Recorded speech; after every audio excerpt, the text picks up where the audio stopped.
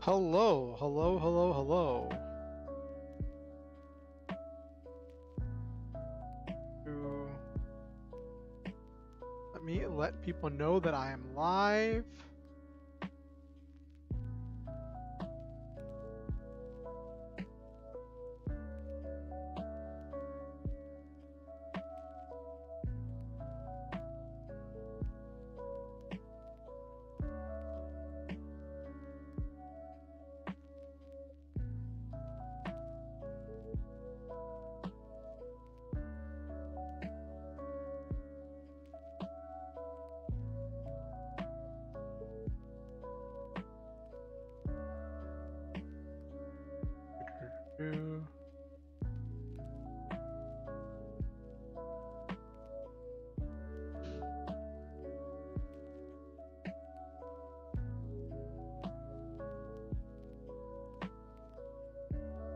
All right.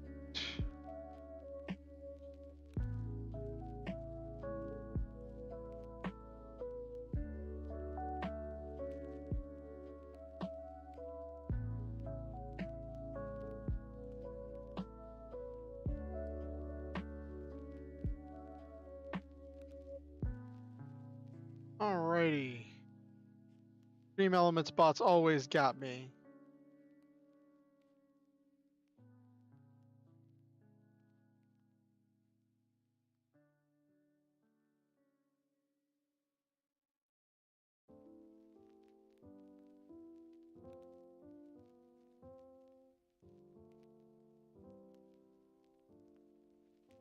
All right. Oh.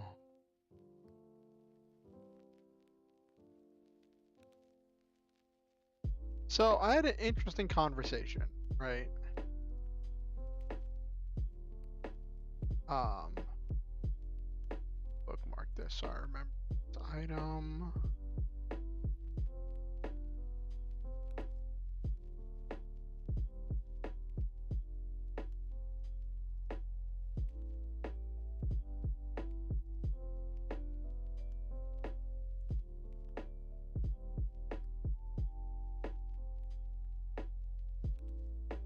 There might be a little bit of echo real quick.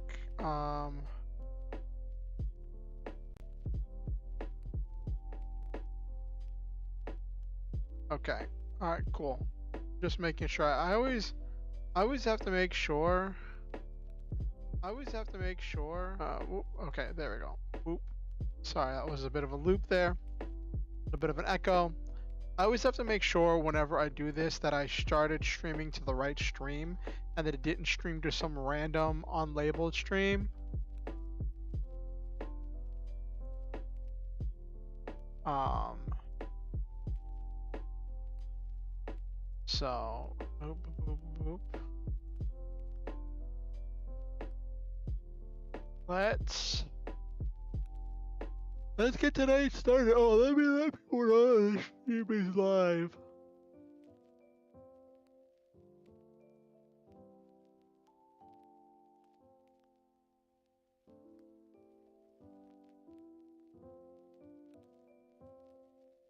I meant to post this earlier.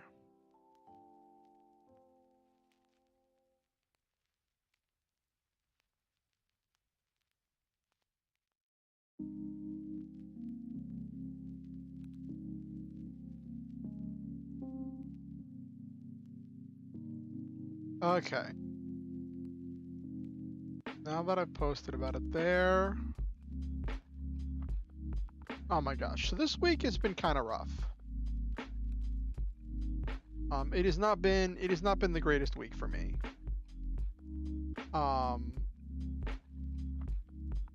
Because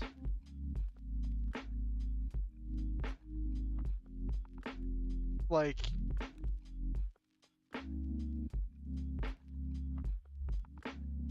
there was some good sleeping.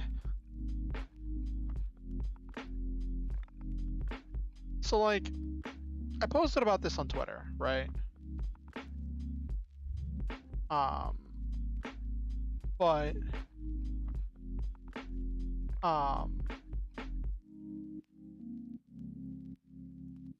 something happened last night that I wanted to talk about a little bit that like I'm not sure what to do about. Like I'm not entirely sure there is anything to do. So like my roommate, I think one of his primary love languages is time spent together, and he enjoys spending time with people doing the same thing together, right? And like I mentioned this before, where like on New Year's, he'd asked me to drink with him, and I don't drink. And I've told him I don't drink, and we've had this discussion. He's like, well, what if I got this, or what if I got that, what if I got that? I'm like, no, I don't drink.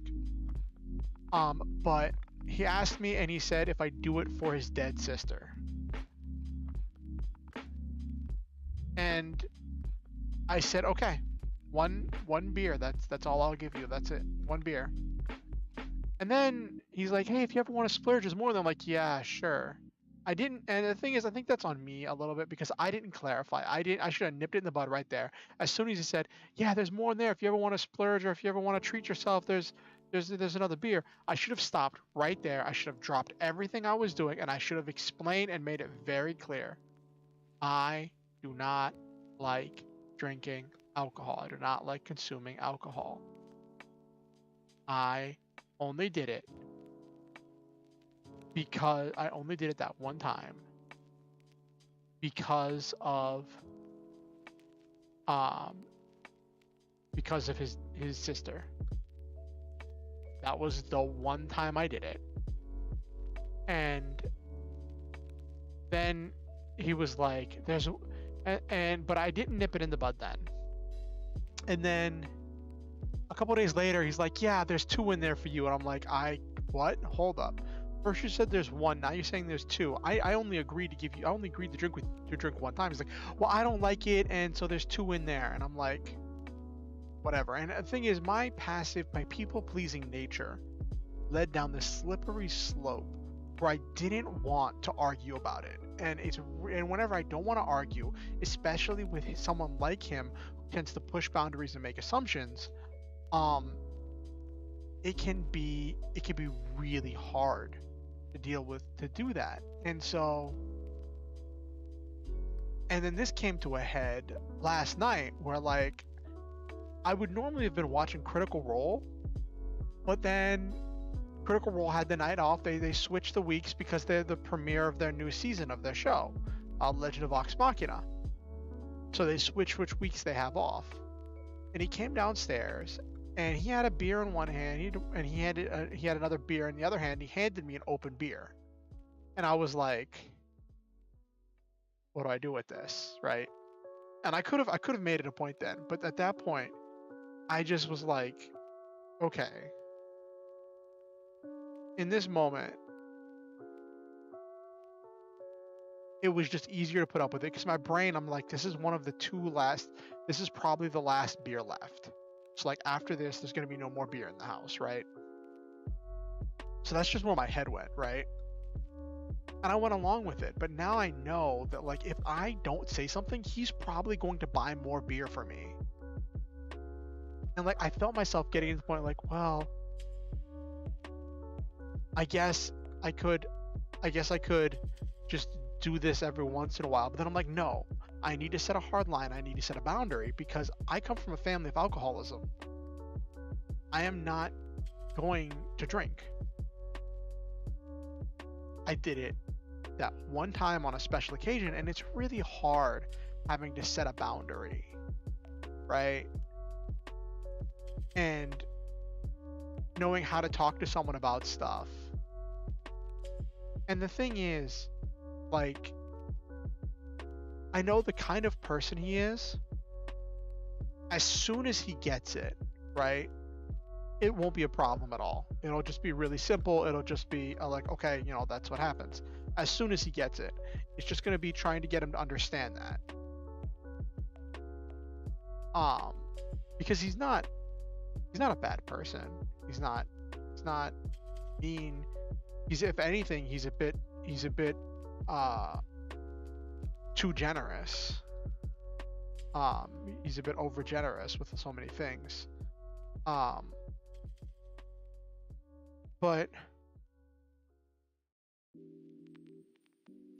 can be a bit like dogged in his pursuit of things and situations, and will tend to wear people down. So I gotta be firm.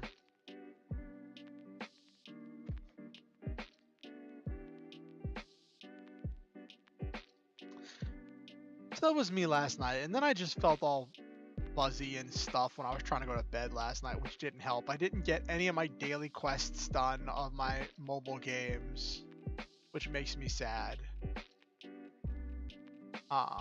Because I wasn't feeling normal. I was feeling off kilter. And I don't want to get used to that feeling. I don't want to adjust to that feeling. I don't want that feeling.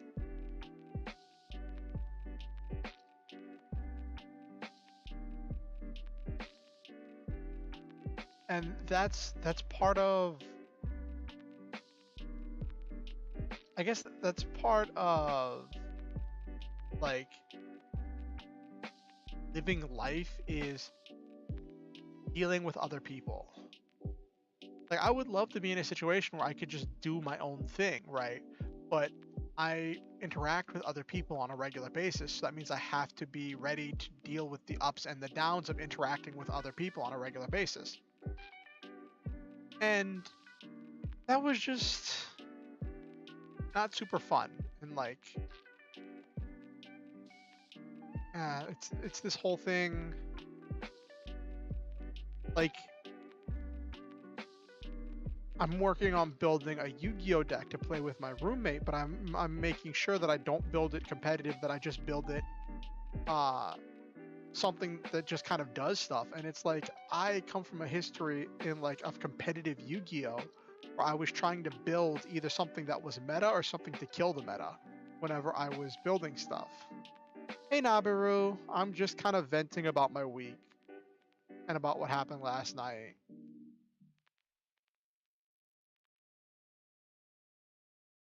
How was your week, Nabiru? Tell me good news. Or, well, maybe not good news, tell me news. What did you get up to this week?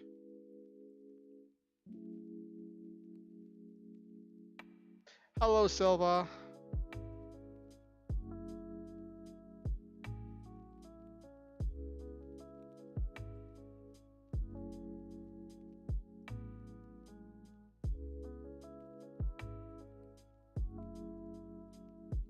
With interesting names, really. Did the kittens come pre-named, or did your family name the kittens, Nabiru?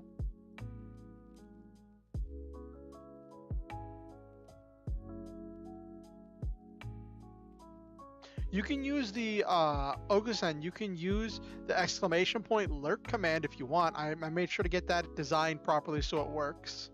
If you want to try doing that. Your family named them. So what names did your family give the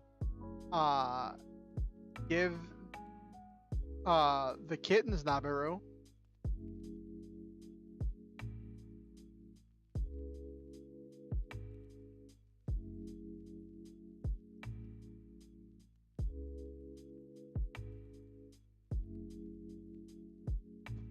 It's not much, but I thought that little lurk command was a little bit adorable because we're all star hunters. That's the idea.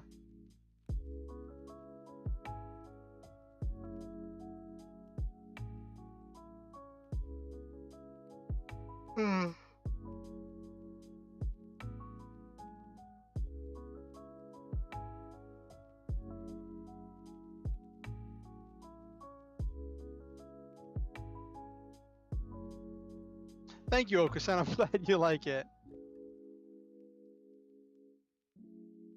The female kitten is named Vega. That is a cute name. Isn't that like a star? Isn't Vega a star? The male is called Orian, which may be... Oh, really? Is it spelled with two O's or an O and an A? Is it spelled like my name, or is it spelled like exactly like the constellation?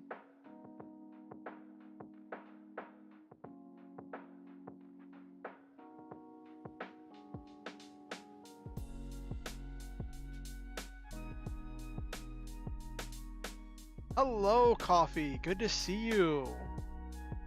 Welcome to stream. How are you doing? How was your week?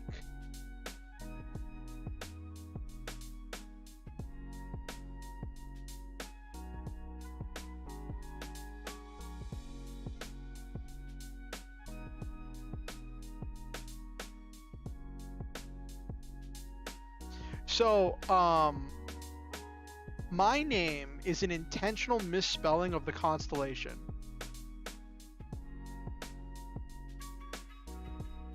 That might be what I'm thinking of, but I thought Vega was a like a galaxy or something, or like a constellation or a solar system. Sounds like it. So the constellation is spelled Orion, right? Orion, and my name is spelled Orian. I intentionally misspelled it for my name. Your week's been great. That's good. Well, Nabaru was just telling us that her family got some kittens and have some very starry names.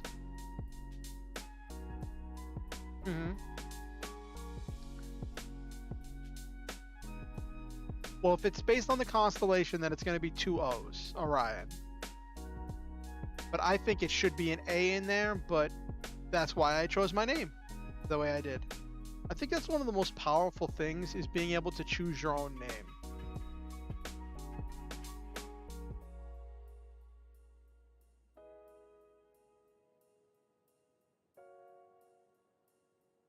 Cloud and Sky, that's adorable, Coffee. I was venting a little bit before people started turning up about like not an altercation, but an interaction that happened last night with my roommate. And I'm embarrassed to say why I started laughing. That I know someone named Aww. Well, maybe one day you can give us pictures of these adorable kittens, Nabiru. I can see the picture of the kitten that is my namesake.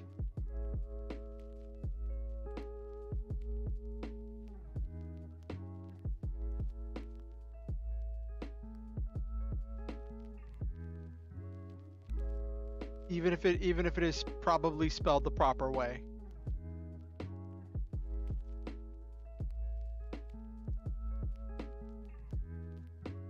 But yeah.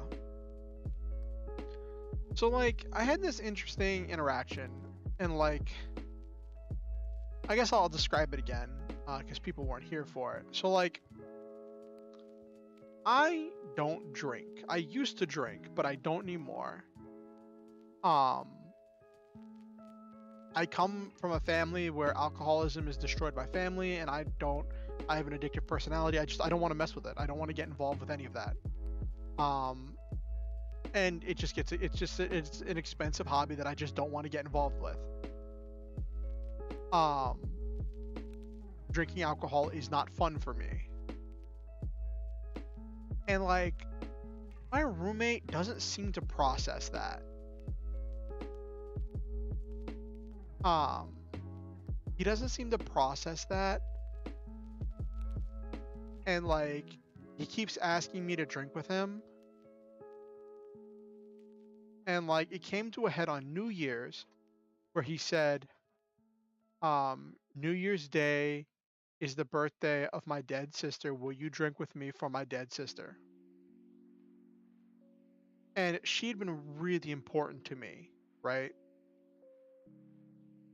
And that kind of just got past my defenses when he said that. And so I said, okay, I will drink one singular beer with you. That I will drink one, and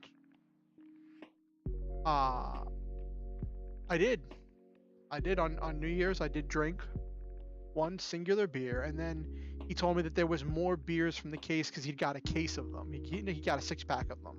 And he's like, there's more in the fridge if you want more. And I'm like, and this is where it falls on me. This is where my passive nature and my people-pleasing nature and my desire for peace above all else really came to bite me in the butt.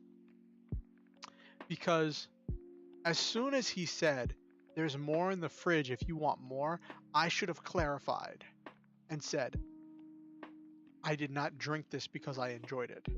I drank it because you asked me to. I drank it because you asked me to for your sister. This is not fun for me. and I should have clarified it then, but I didn't want to. There was a lot of emotion going on, and he said that at the end of the night of New Year's, and there had been a lot of drinking and emotion and stuff, and I didn't want to seem ungrateful. Um, so I just said, okay, sure, being like, okay, I'm just gonna ignore it and wait till somebody else drinks it. Um, and then he told me a couple days later, he's like, okay, so there's 2 beers in there for you. And I'm like, wait, what? He's like, I've saved the last one for you, but then I don't really like them, so there's a second one, so I'm saving the last 2 for you. And I was like, hold on, what? And I should have put my foot down then and said, hey, this isn't something that I enjoy doing. But I just said whatever, right? And that's where I have to acknowledge my own fault, my own failing in this, is that I did not clarify. And then this came to a head last night when, like, I was down here in the basement, which is where my computer is set up. He comes downstairs and he hands me an open beer, and I'm like, what? And then he's just like, and he's just expecting me to drink with him. And that was not okay. Now, I didn't know what to do. I didn't want to cause trouble. I didn't want to be a pain in the butt. I didn't want to be rude. And there's like this social expectation. And if the beer hadn't already been open, I would have been like, listen, what? But then another part of me was like, okay, this is one of the supposedly 2 last beers left. Hopefully it's the last beer. And then after this is done, I just won't have to deal with this anymore. Then it dawned on me today, right? If he thinks I enjoyed that, if he thinks that that was fun for me, he will buy more beer for me. And then this will become a problem. And I could feel myself getting used to it, and I don't want to get used to it.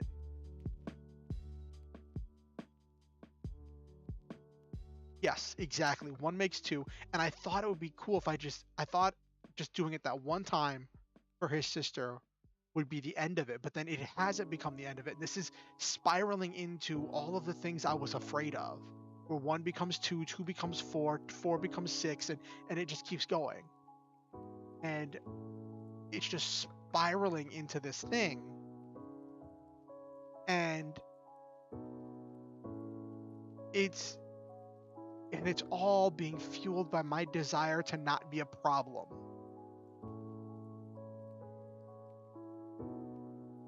And I have to like talk to him about it before he buys more beer.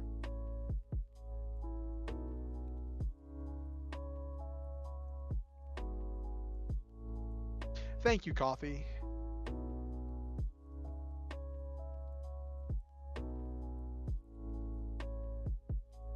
Because like we've had this discussion before this, right? Where like I've told him, he's like, what if I get wine coolers? I'm like, I don't drink. Well, what if I get this? What if I get that? I'm like, I don't drink. And I've had a very firm line about that, right?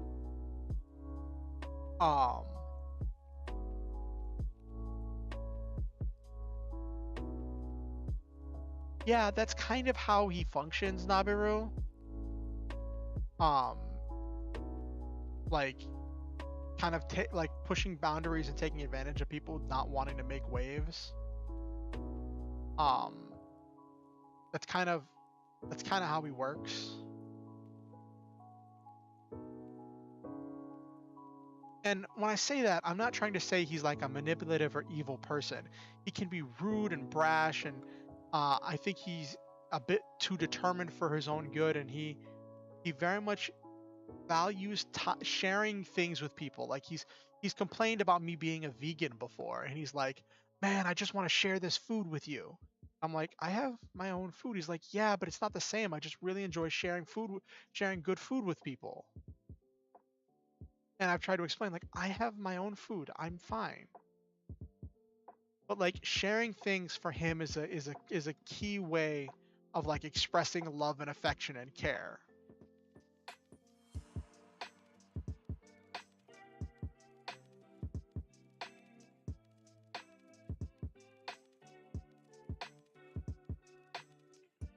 I don't know. Maybe I'm just making excuses for him because I don't want to seem ungrateful because like they took me in when I had nowhere else to go, right? Um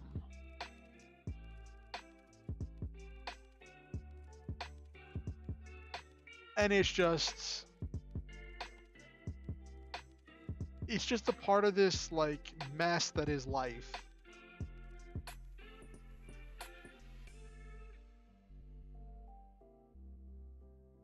But yeah, so that was my night last night. And like we were just like looking at Yu-Gi-Oh cards and like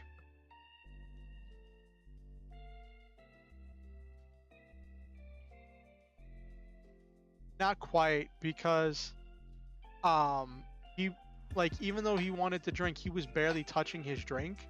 And me, I just want it to be over with. Whenever I drink, I want it to be over. I want this bottle to be empty so people can leave me alone. So like I don't quite chug it, but I drink it as fast as I physically can to get this problem dealt with and over with. He made a joke that like I was an alcoholic because of how fast I'd gone through the beer, and I didn't know how to explain to him that like I just want this to be over with. I'm not. And like he kept talking about things he wanted me to put in my Yu-Gi-Oh deck because he's giving me Yu-Gi-Oh cards to build Yu-Gi-Oh decks so that way we can play together, right? And like I have a very specific vision for what I want for the deck, but also I'm not trying to make it like it's weird because I don't want to make it into some convoluted mess that's unplayable, but I don't want it to be so so powerful that it's just not fun to play again, that the fights are over too quickly, right? So I'm intentionally building a bad deck, which is kind of hard. And he just kept going through his binder and was like, here, do you want this? Do you want this? Do you want this? Do you want this? You should try this. You should try this. I think you should try this. I think you should try this. And he had all these suggestions. And the thing is, a lot of his suggestions were really good, but I'm intentionally trying to build a bad deck.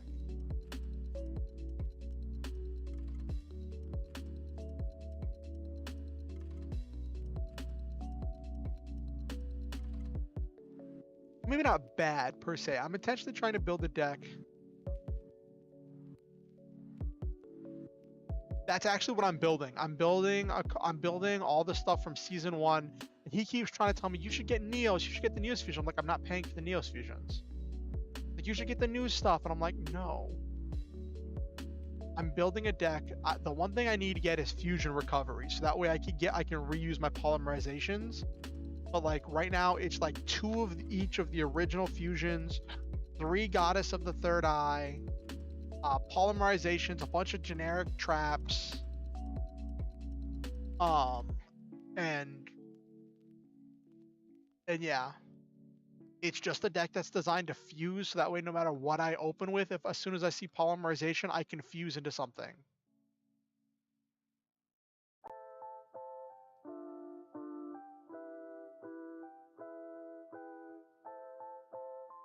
Really, Coffee? That sounds like a lot of money to spend. What did you buy? Yeah, I'm not getting Miracle Fusion or Super Poly. I'm not getting Miracle Fusion. I'm not getting Parallel World Fusion.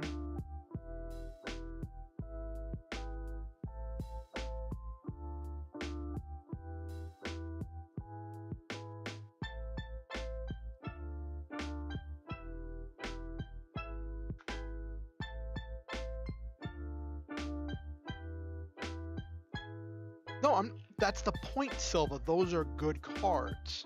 That's why I'm not getting them.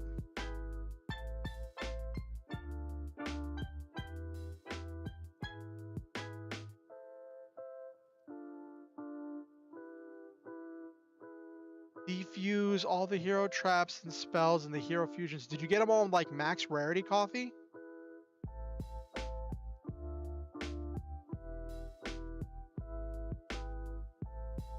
Winged Kuriboh. I actually run 1 Winged Kuriboh. I'm probably gonna take it out for Fusion Sage. So I have another way to search polymerization. Hey, I was just asking. You said you spent $200. I don't know what the cost is on those. I don't know what the cost is on those, Coffee.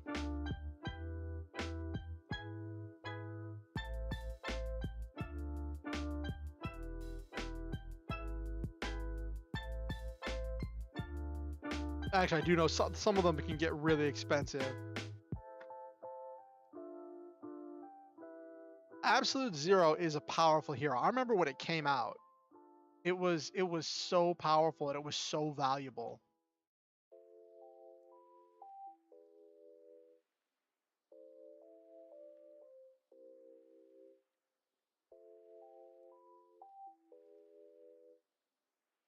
I want to share an image of something for you all to see that I was cooking up, which is why I was almost late for stream. A picture of my D&D character that I made on Hero Forge. Bop, bop.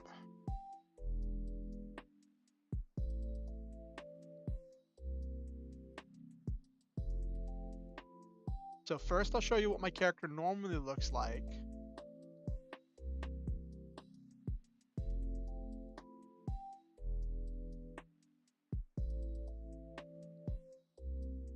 So this is what my character normally looks like, right?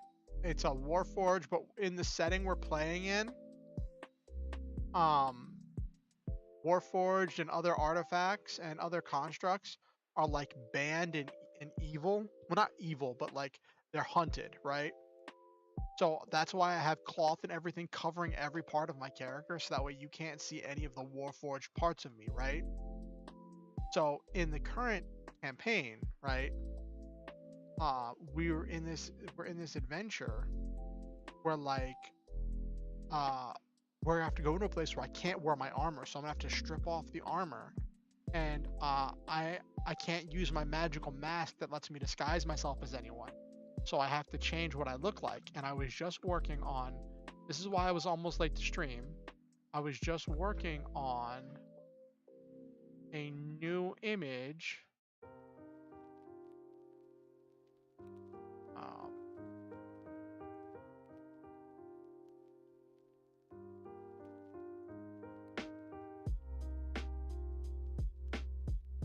This is the new image for my character. This is what my character is going to look like in the next session. I'm going to be getting close, that way without the armor he's just going to look like this.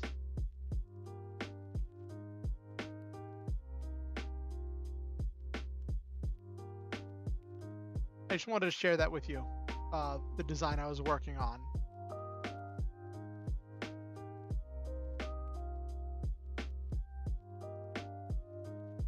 Yeah.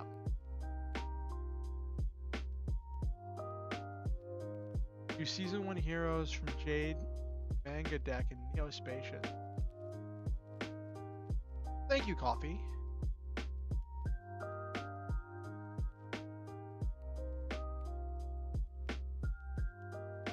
Season 1 heroes from Jaden's manga deck. Oh, so do you use, since you're using the stuff from Jaden's manga deck, do you use those elemental heroes like, what's his name, Wood Edge and Ocean and Stratos and all of them?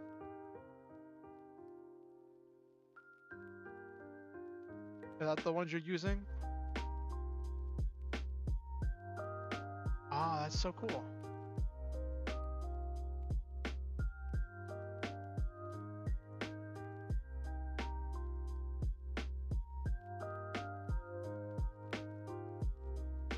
Yeah.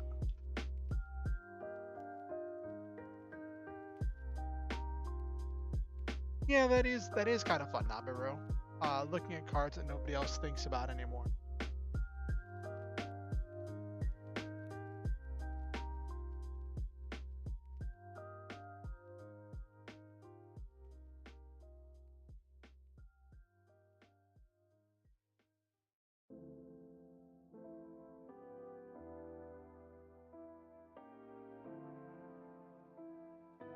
All right, give me 1 second.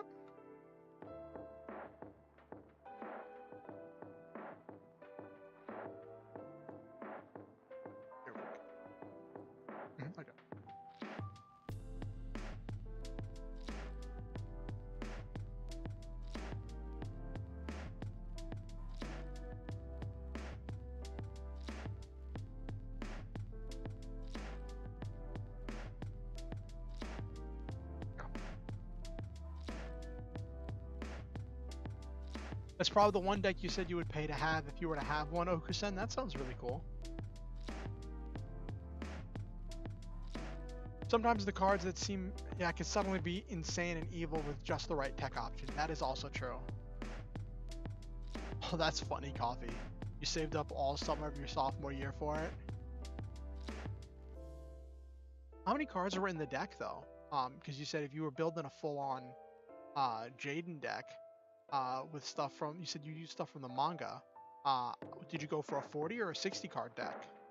65? Okay.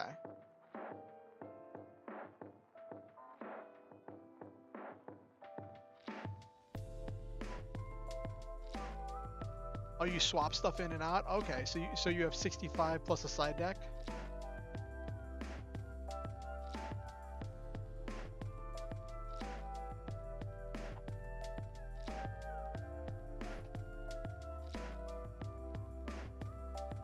That sounds really fun.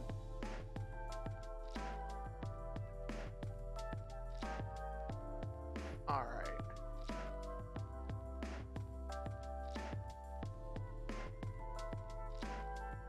All right, so we've had some time for chit-chatting, talking, and just chatting. Let's get to the meat and potatoes of the stream tonight, which is playing some Armored Core 3.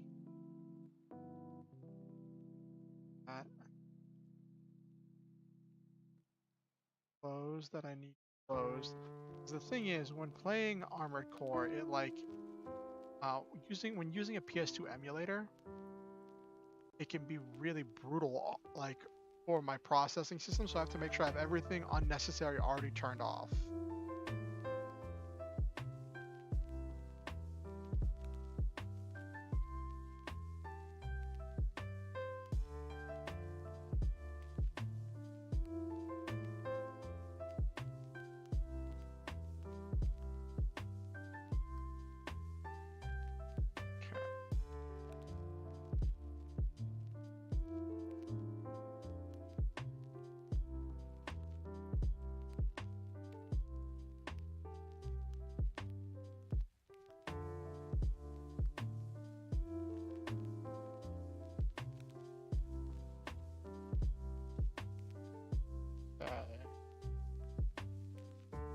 Get over to the other thing. All right.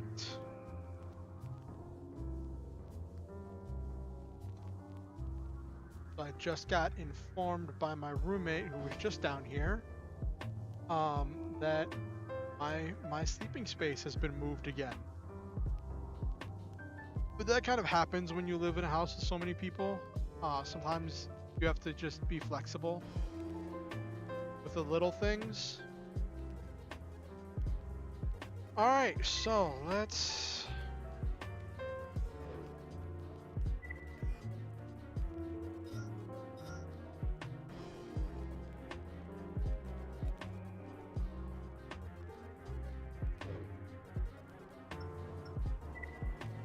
fight my way through the arena. Royal Mist, a rare mission participant. His efforts are directed solely towards improving his standing in the arena. The AC he pilots is designed to adapt to changing battle conditions and does so effectively. His rivals are never given a moment's pause. Those are, let's see, he's got the extra orbit things. So we've got those. Shotgun, howitzer, quad missile, and interlinked missiles. So this will be rough.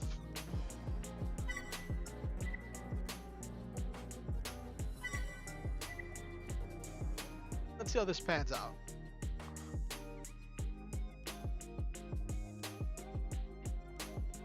I'm gonna see if this anti-missile system has enough ammo in order to get me through this fight.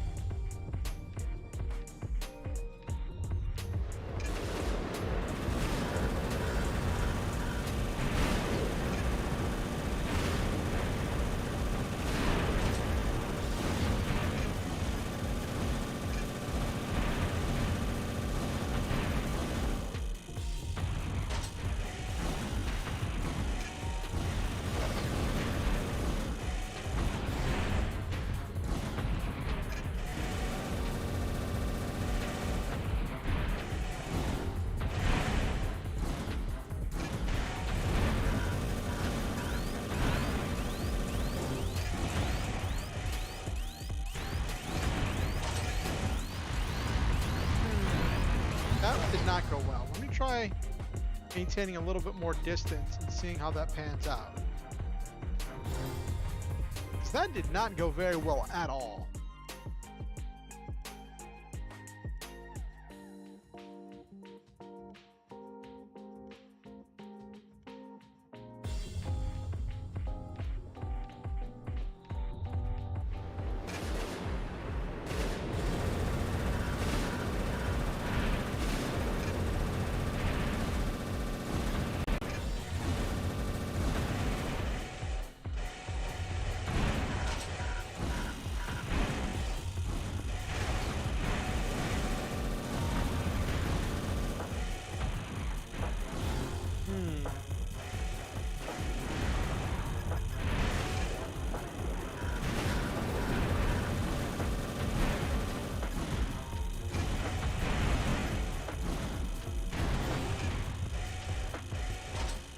Oh, thank you, Dexpot, for the subscription. Welcome to the Star Hunters, where we shoot through the stars, have wonderful adventures, live our dreams, and always, always, always stop to enjoy the memes.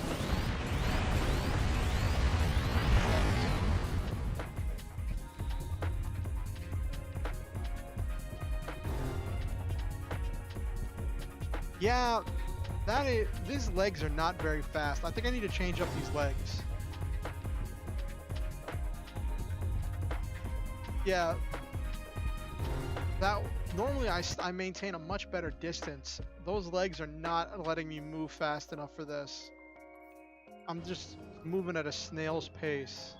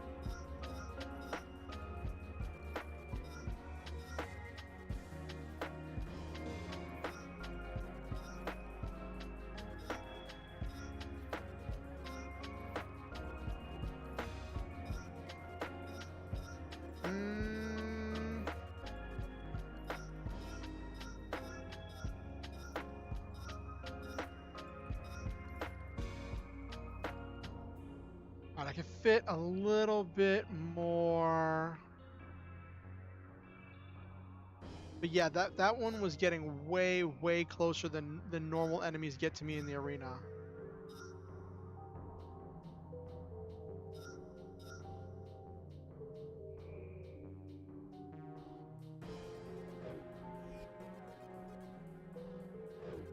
Let's try this.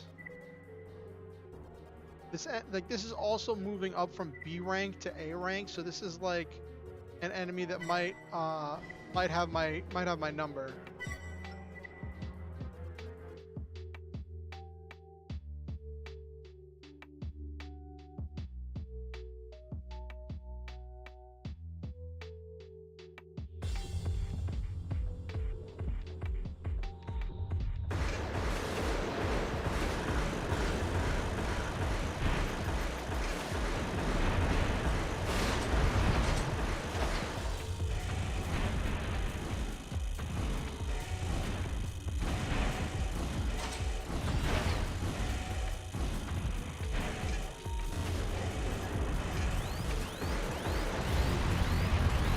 Wow. My normal strategy does not work at all. This enemy runs right up to me.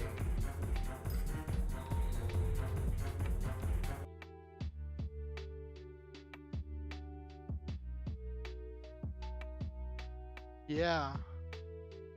I'm trying to think about what I can do to change up my strategy here.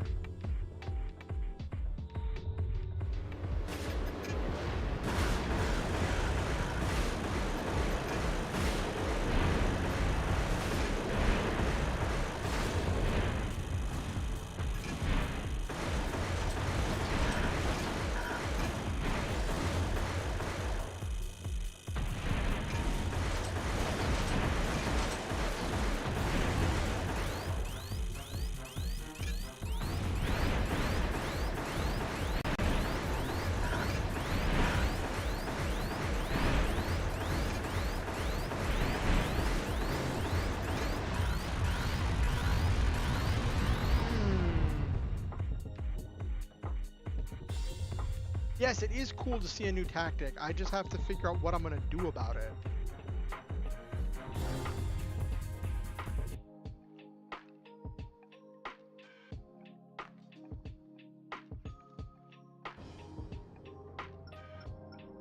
While I'm at it, let me challenge, because we got some new ones that climbed into the bottom as I was going.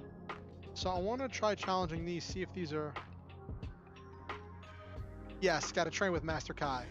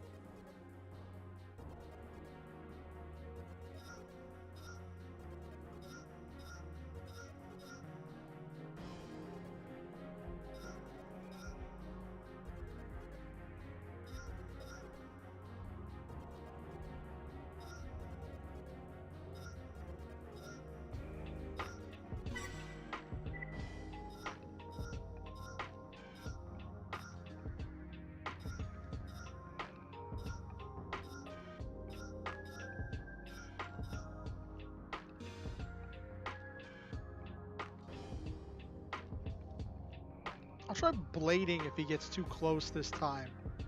I might be able to beat him. I need better cooling. That's part of the problem.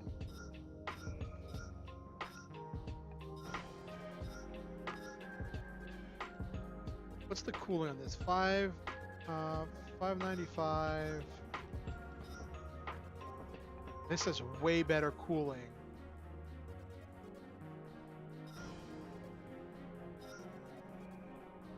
This is better cooling, but it's just so slow.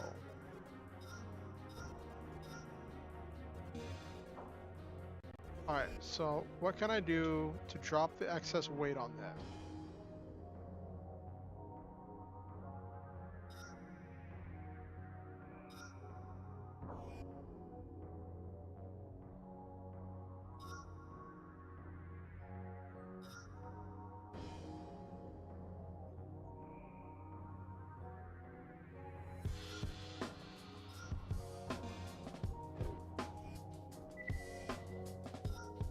Okay, so now we've got a lighter core.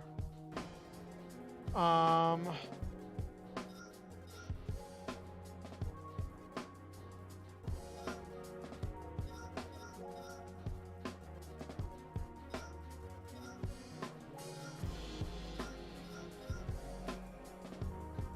that's too heavy. All right, so we got to make do with this ammo.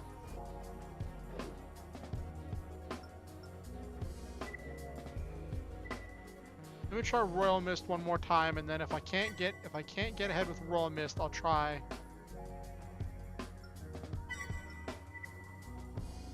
I'll try one of the other ones. I'll see if this extra, like almost doubling my cooling capability, will help me with withstanding those missiles, because those missiles hurt.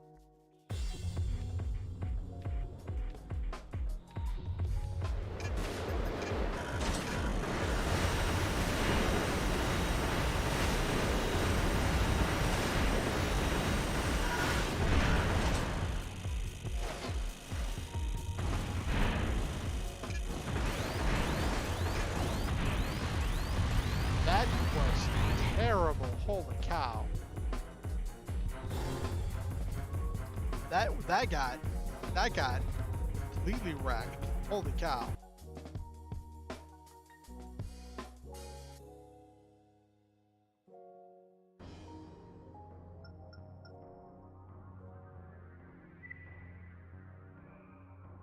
He loves new toys, as any who have seen his AC can tell. To him, performance and compatibility are secondary issues, and his stance has been his downfall more than once. Other Ravens watch him closely to find out which new parts hold promise.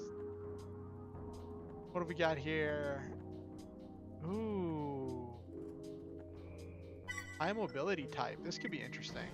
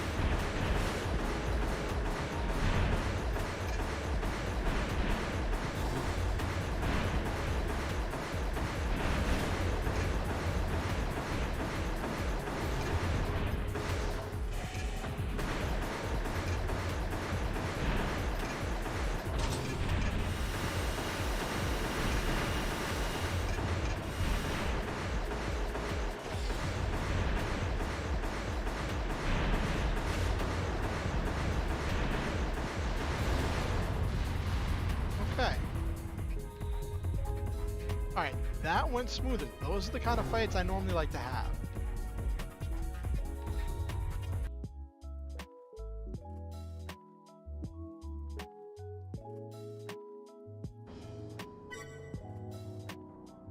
$8,000. Okay, not as much as what I'm making on the top end, but it's better than nothing.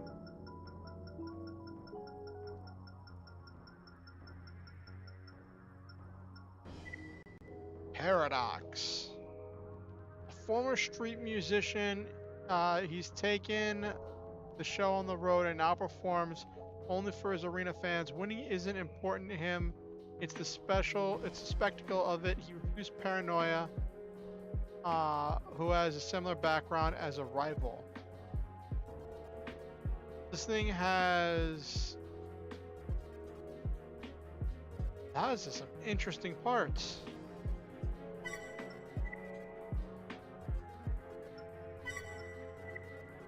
He's got weapon arms, but oh, I didn't equip any option parts.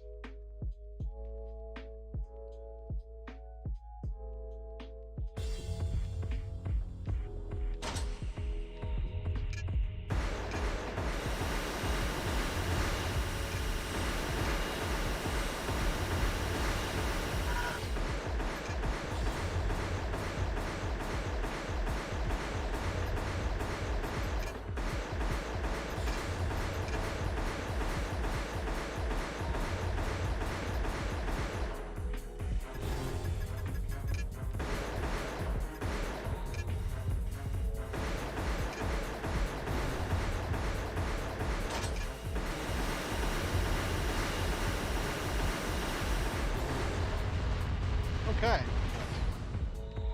Alright, that wasn't so bad. That wasn't as bad as it could have been. I was able to just maneuver around and keep shooting him.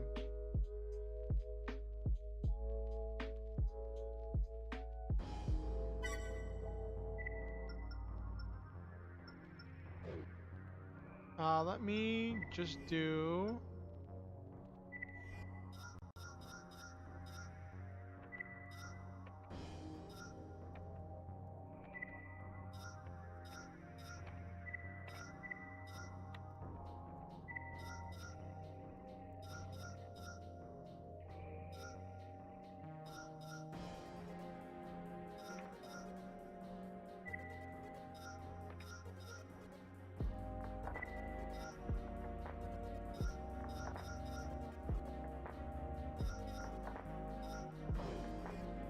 Okay, that should make the orbit hit harder.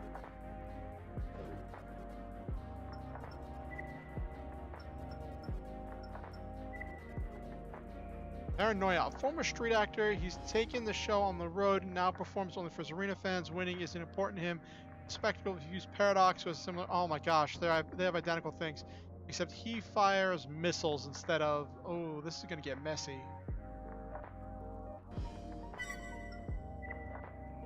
Oh, this is gonna get real messy.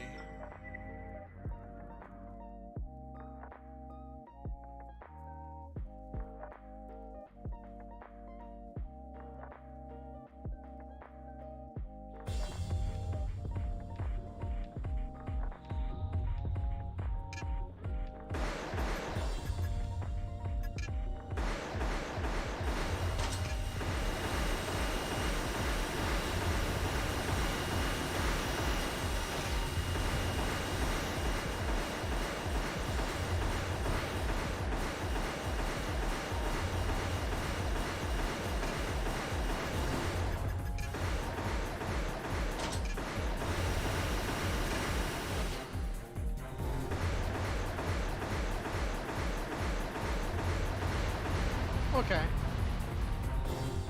That went pretty well.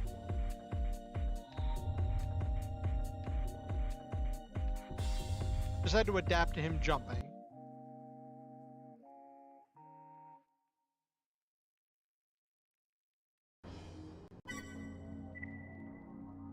Thank you, coffee.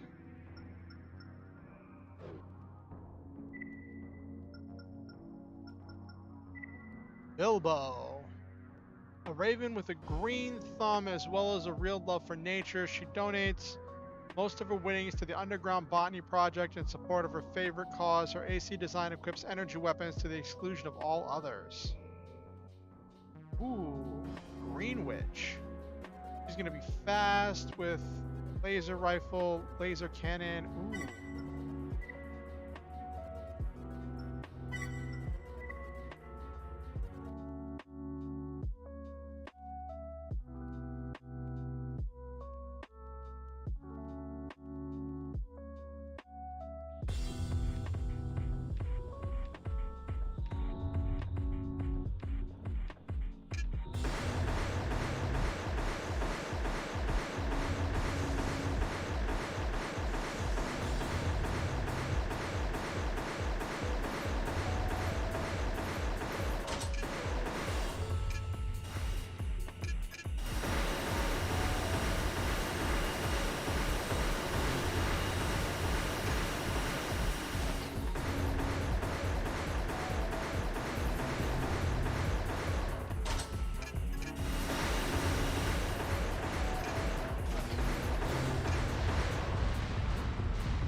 I'm not sure if that thing even hit me once. All right.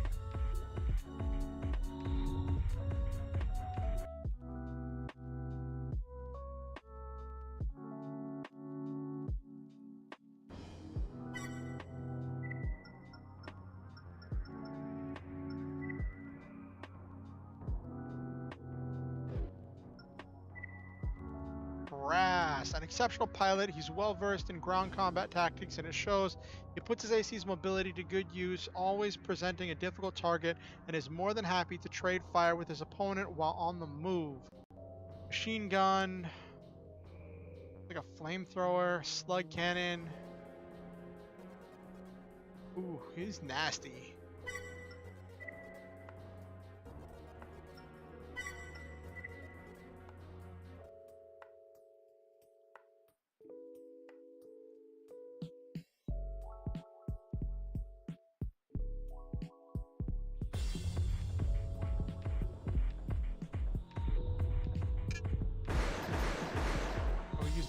Overboost.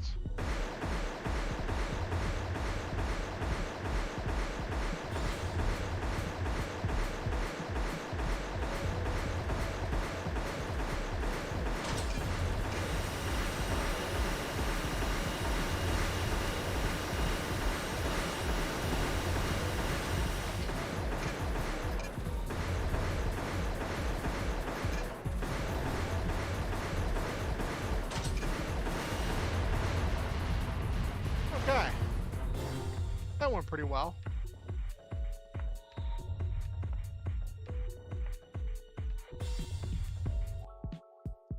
I've tackled all the new ones.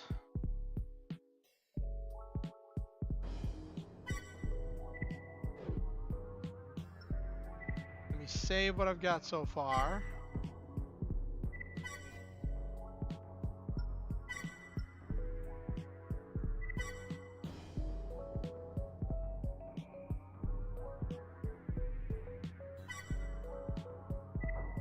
Okay.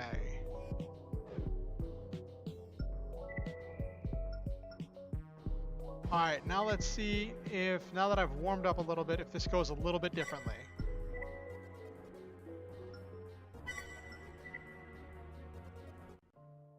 Because these missiles hit hard and fast.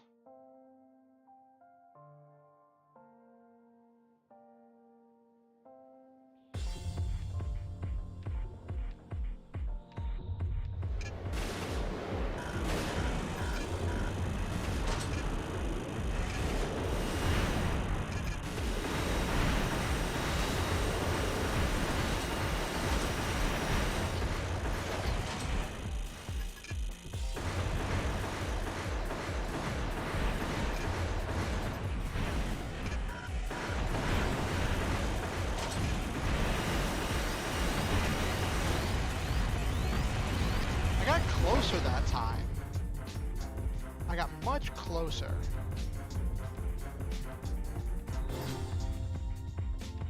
Trying to think what I can do differently.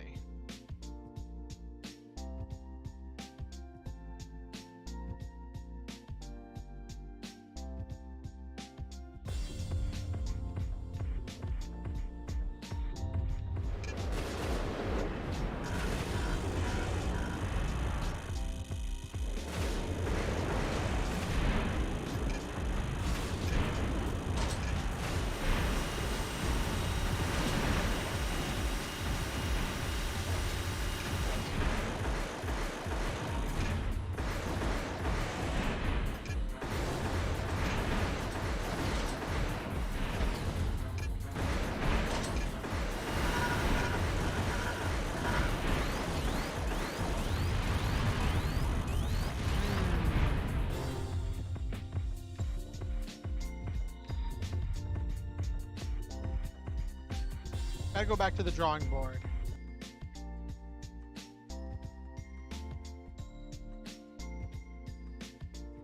Alright, I need a different core. I need a core that has the built-in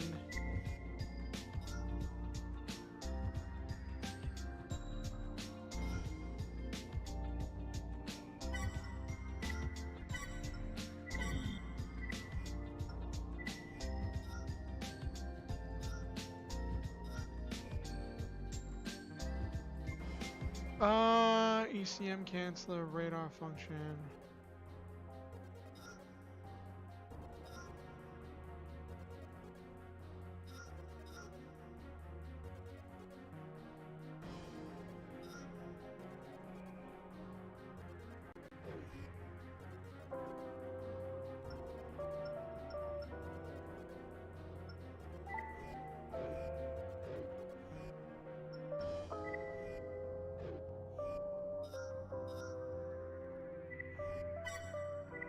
You know what? We could go the complete opposite direction here.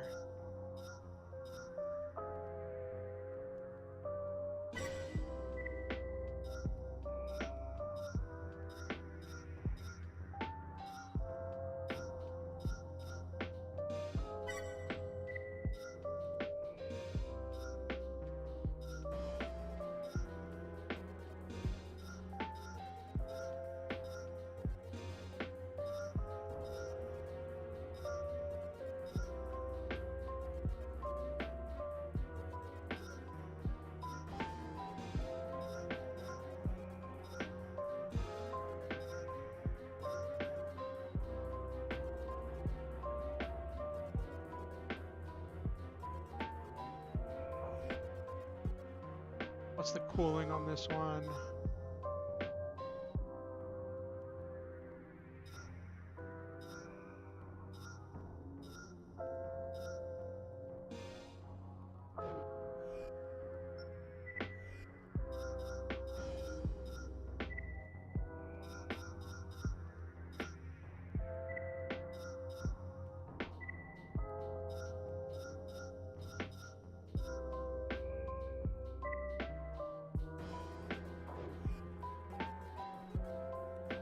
Okay.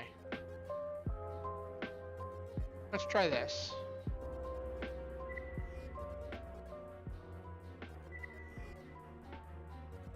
It's almost 10k AP.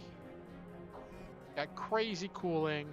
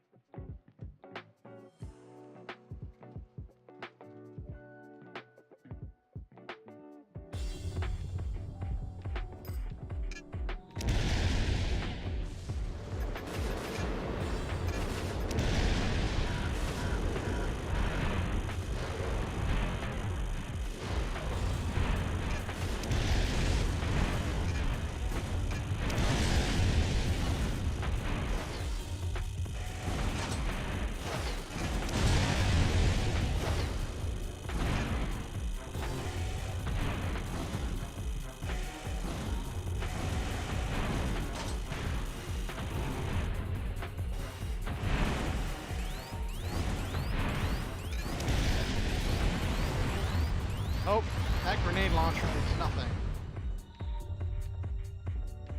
I barely scratched him. I did more damage with the other one.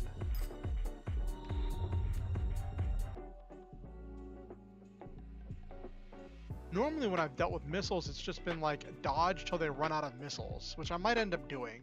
I might try to do a longer fight.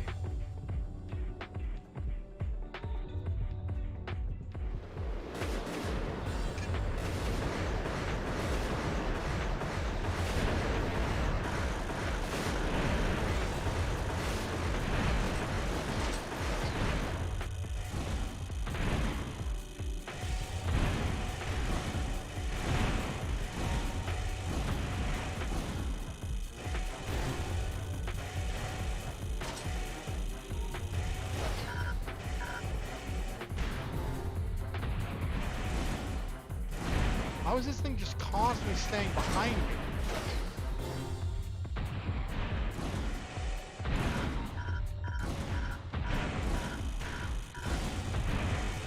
It just keeps staying behind me, like...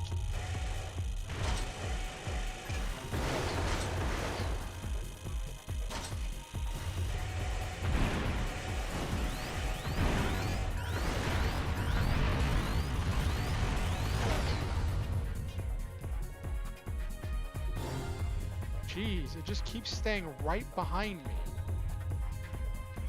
I need to be faster.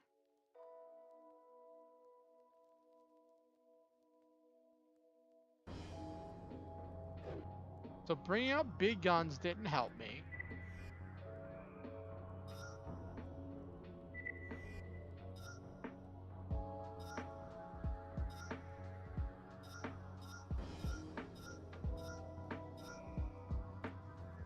This is the best turning.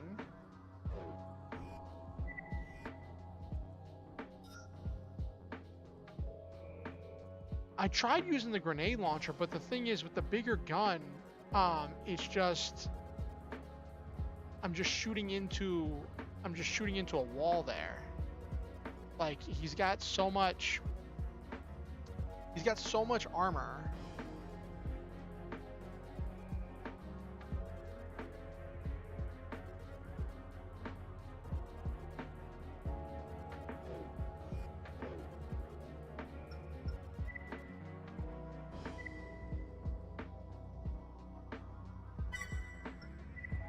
All right, looks like we're gonna have to do this get better armor piercing shells, maybe. Small guns at fast mech. That might be the way, Seeker. That might be the way, Coffee.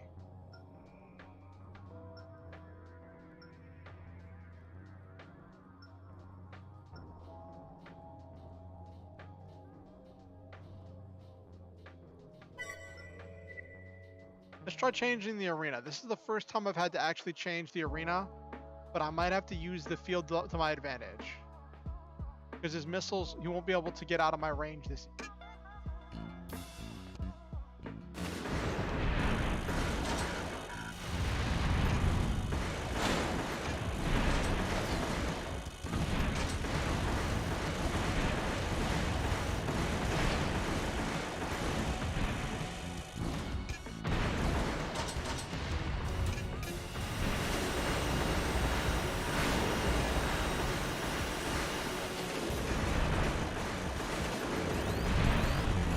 Of course I got stuck in the corner.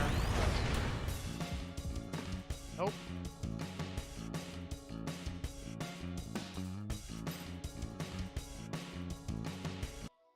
Yeah, I might change guns.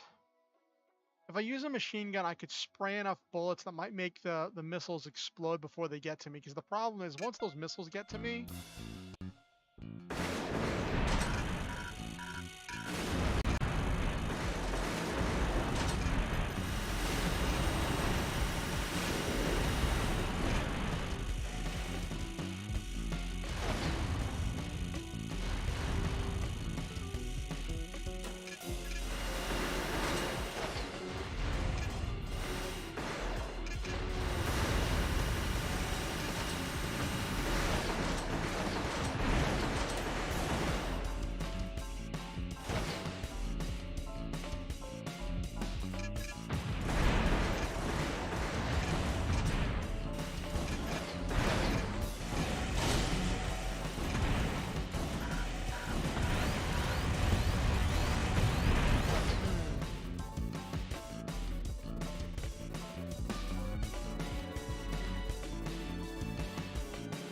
well, let's try the only thing I haven't tried yet, and that's to fight missiles with missiles.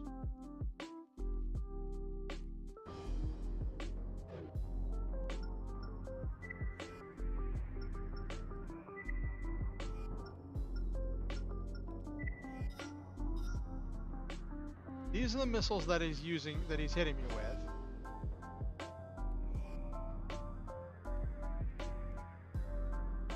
Yes. Well, the thing is, in this game, The arena, you don't pay for repairs and for armor. You don't pay for repairs or for ammunition, which is why I can use the things for the arena missions. But for the actual story missions, those you have to actually pay for, so those I use save points and save states for.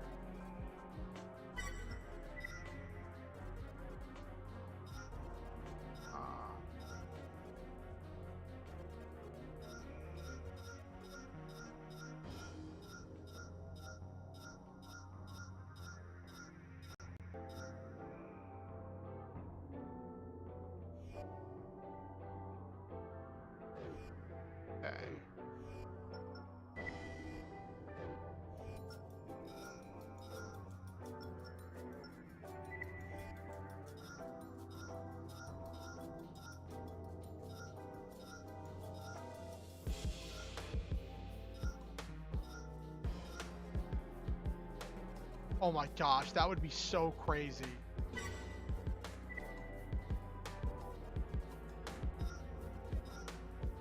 Oh my gosh, it would take all of my money.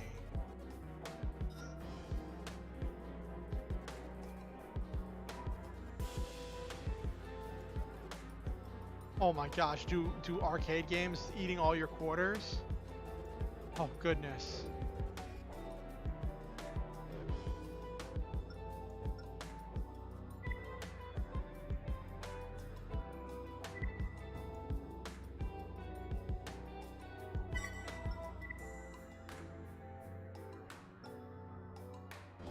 One arcade originally had Metal Gear. I pumped so much into it until I beat it. Oh, but like the game Metal Gear, that sounds insane to do in an arcade.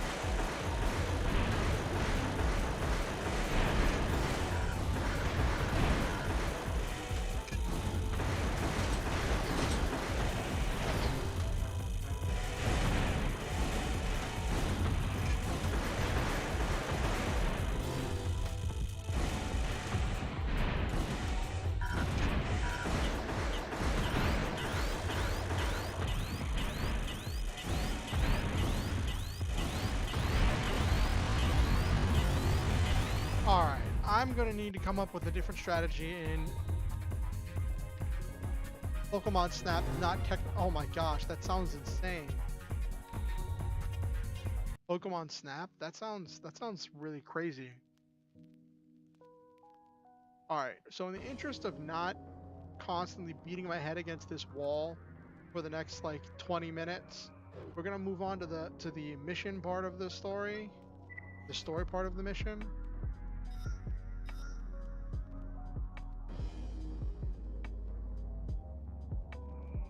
I think I played Pokemon Snap on the N64 too.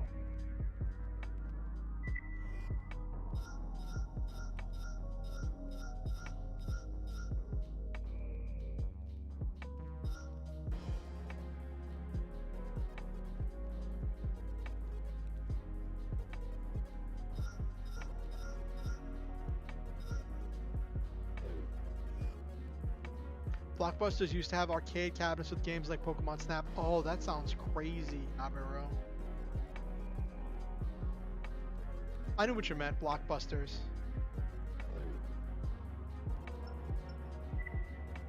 Now I'm gonna try it with this real quick.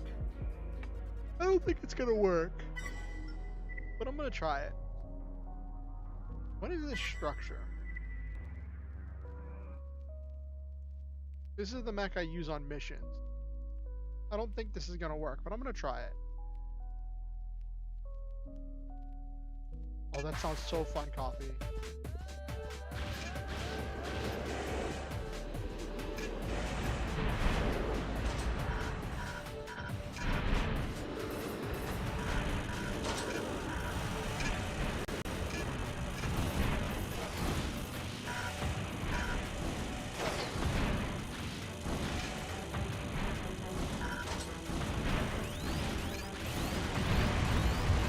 Nope, that went terribly. This is where the arena starts getting really hard. Yeah, I remember Pokemon Stadium. And you could battle with your Pokemon if you didn't want to use the ones in the ones they gave you in the game.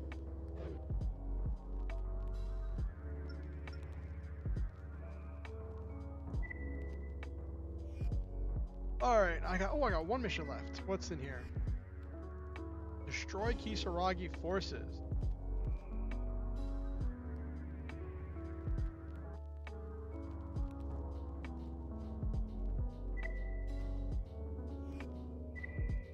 It appears that the remnants of Kisaragi's forces are gathering at the Grand Mine facility. Having them all in one location is preferable to tracking them down individually. We must not let this opportunity pass us by. Our only problem is assembling a force in time to deal a decisive blow. Okay. So as not to miss this chance, we've opted to employ a Raven. You will be accompanied by another AC to ensure that the mission is a success. Street enemy. Didn't I already do this mission?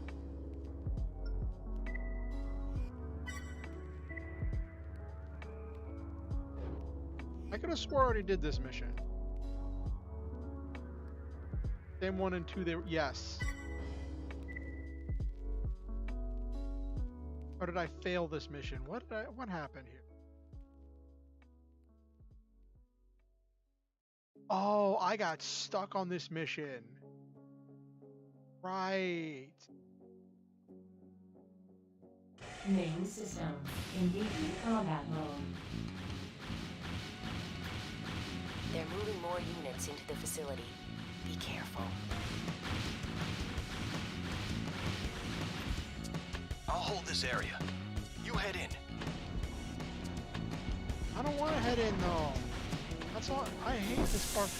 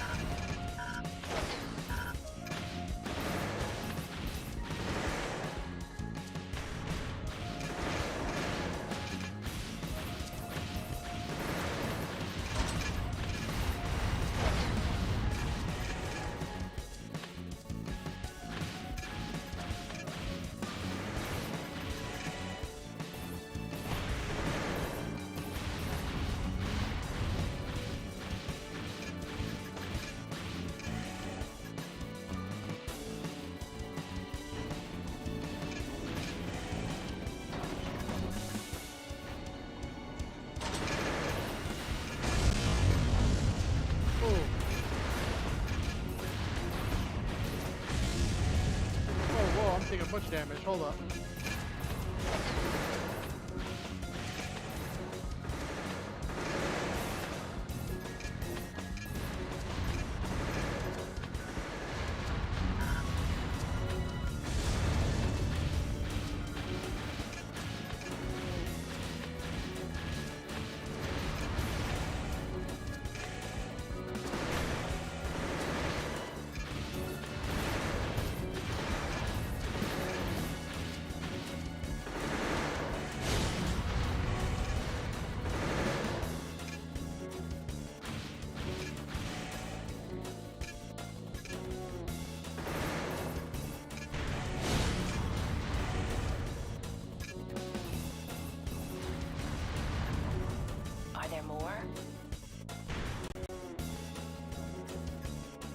Situation under control. Weird power gauntlet, shadow Pokemon, Espeon, Umbreon, Bing intro, and cover. That's all you remember? Okay.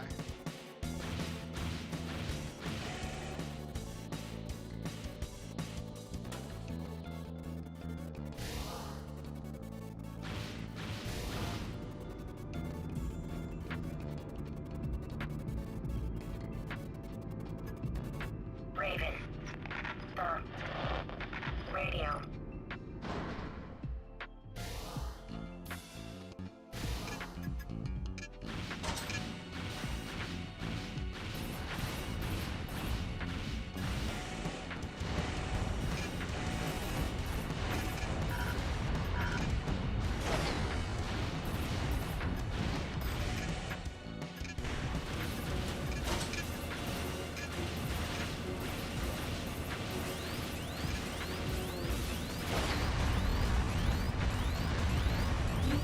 damaged. Halting combat and returning to base. I want to see what happens if I lose this fight. Because this seems like it's almost an unwinnable fight.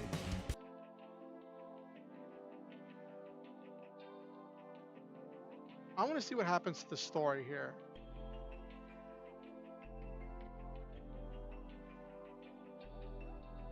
Because that feels like an unwinnable fight.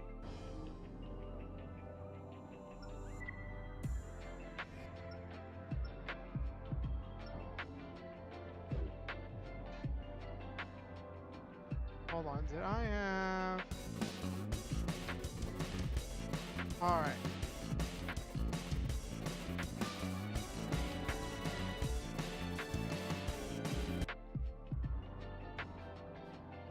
Right.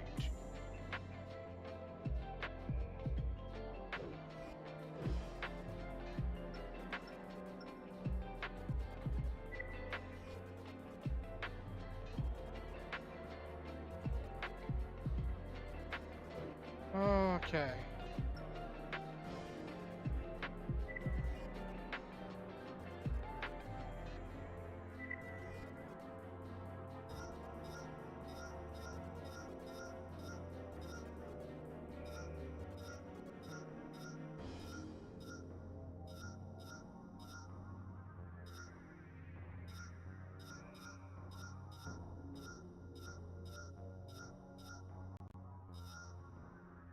Hey Doxis, how are you doing?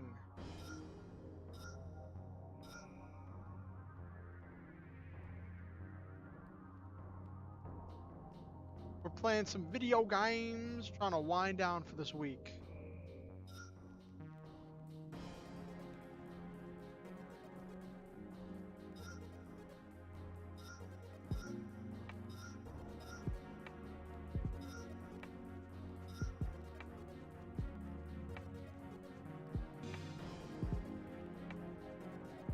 Okay, there we go. That's better.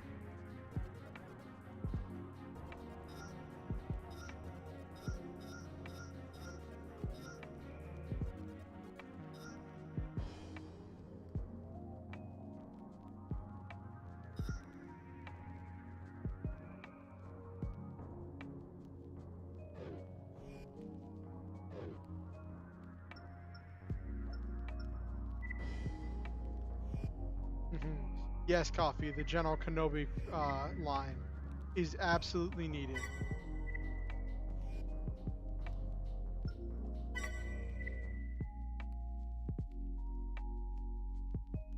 Let's see if I have a slightly stronger rifle. I'm doing better. Like, I was talking to people earlier. I had a rough night last night. And I was feeling a little bit off kilter today, but like, I went grocery shopping, picked up some stuff I needed. Main system. Engaging combat And I'm overall just feeling better. They're moving more units into the facility. Be careful. I'll hold this area. You head in. Okay. But yeah, I'm feeling better now that I'm streaming.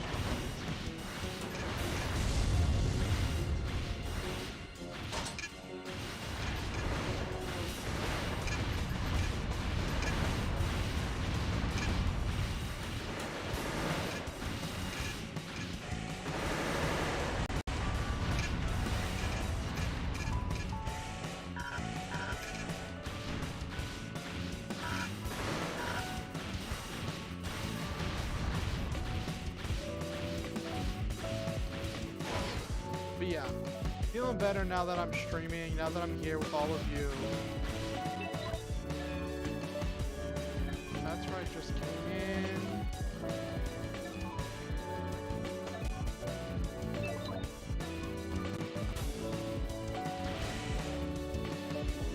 Gate check. Cannot unlock gate. Okay, can't unlock that gate. I know there's that way. What's over this way? Let's see what's over this way. Gate check. Cannot unlock gate. Okay.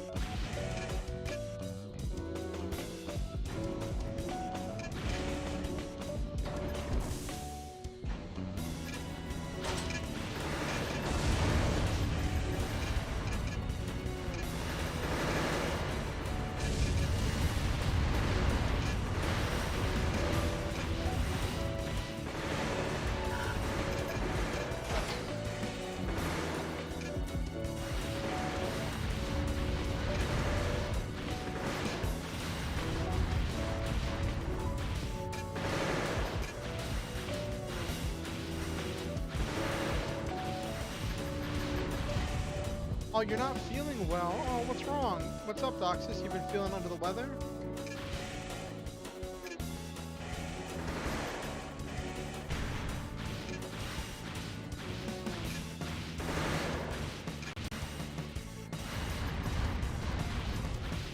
Are there more? Situation under control. Go ahead, I'll catch up. Okay. Yeah, I remember you mentioned that you were talking about visiting your family. I remember you were talking about visiting your family.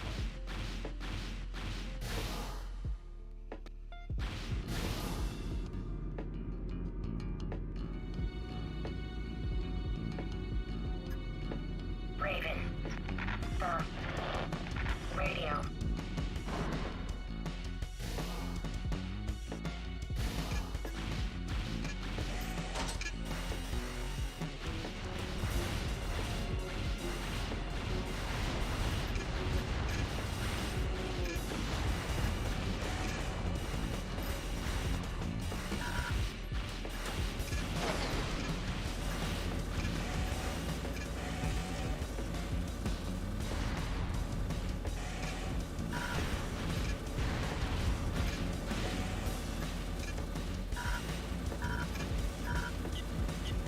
Oh no, I'm dead.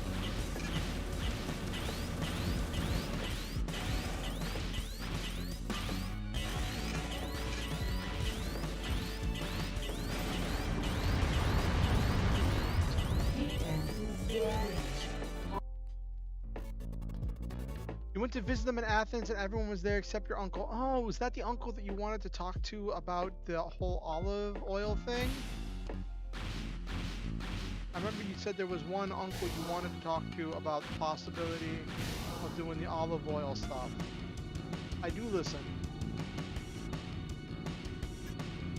Raven. Firm. Radio.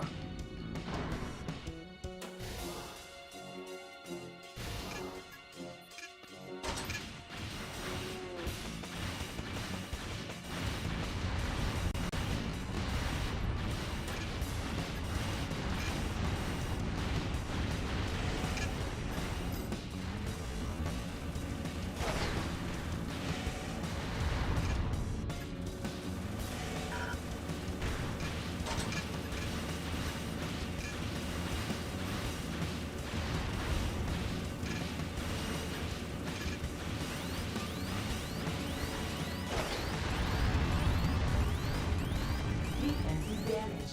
Halting combat. Ah. Wrong button. So is that why you aren't feeling well? Because you weren't able to talk to your uncle about the whole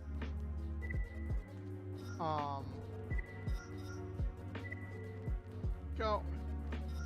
Because you weren't able to talk to your uncle about everything? Is that why you're feeling bad?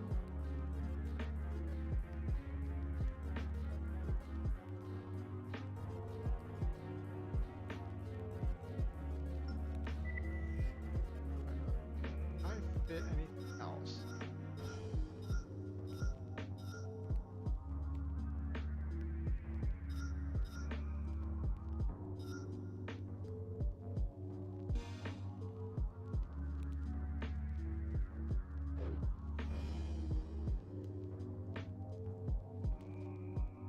Okay.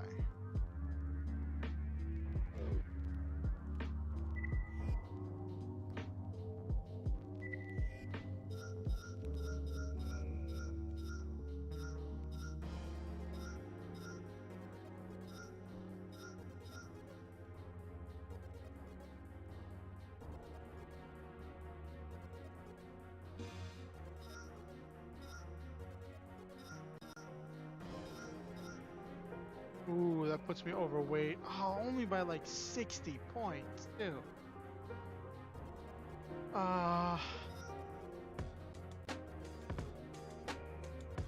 We'll go with this one because I value the extra. It's 10 extra things, but it's almost a 50% boost in damage output.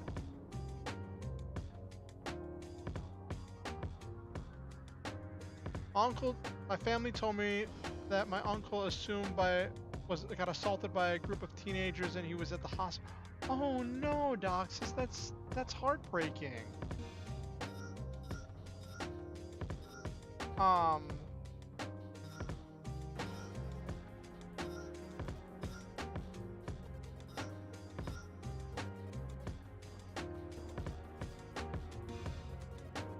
That's absolutely heartbreaking, Doxus. I hope he makes a good recovery. Like, what's his condition? I'm so sorry that that happened to him. I'm sorry to hear about it. Like,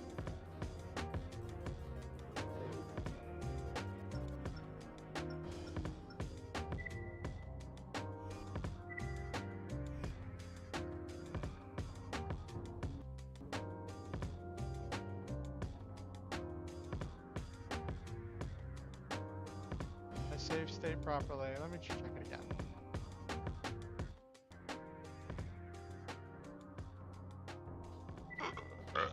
Oh, excuse me. Sorry about that. It appears.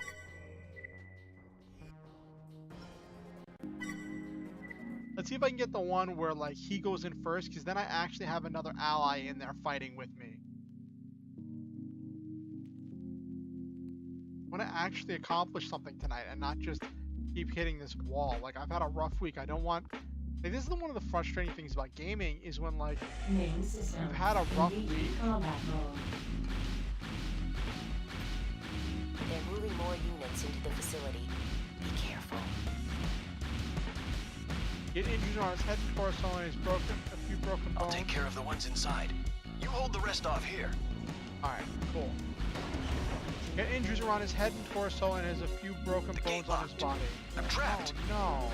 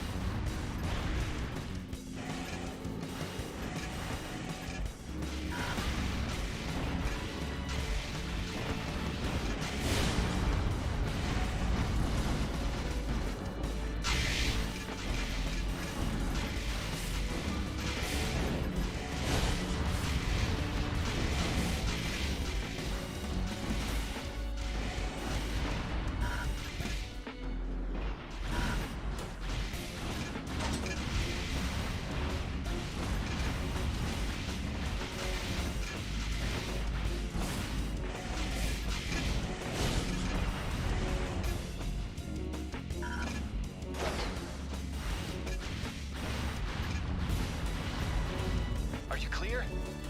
I'm moving further in. I released the lock. Get in here. Alright, so I've got most of my The HP. signal is breaking up. Yeah, I Please go hope he makes assist. a full recovery soon.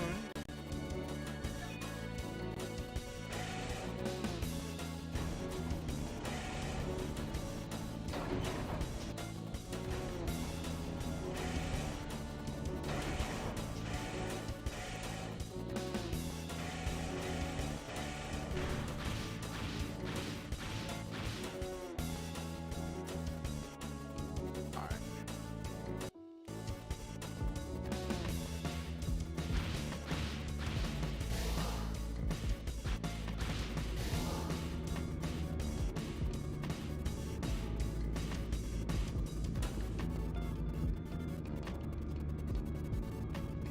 Alright, let's see how this goes.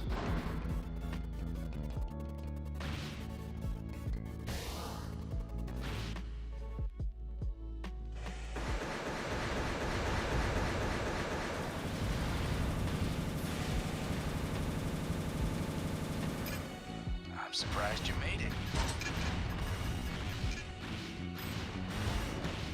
Watch it. This guy is good.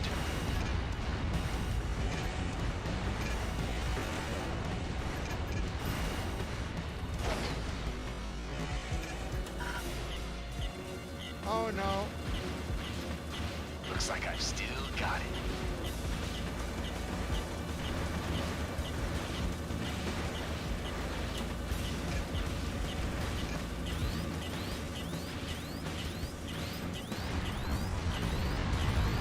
Oh my god. Defenses damaged. I might have to accept this as like the one mission that I don't beat just to move forward with the story. I really, really don't want to do that, but like, I don't know what else to do here.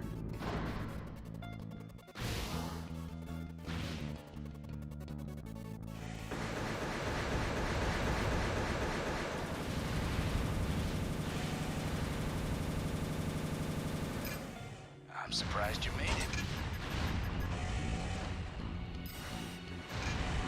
Watch it. This guy is good.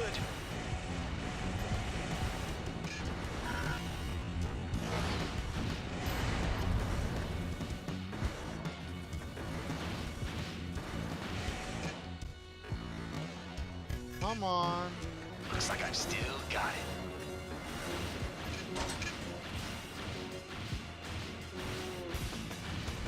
I'm finished.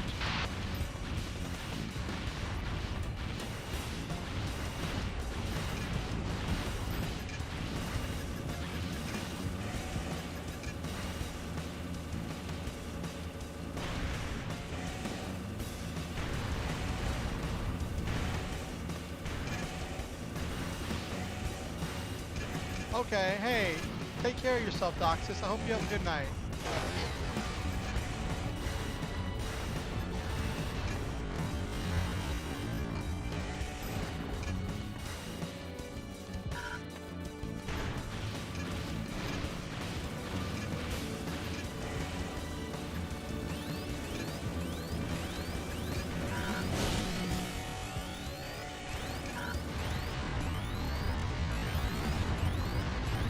Defenses damaged.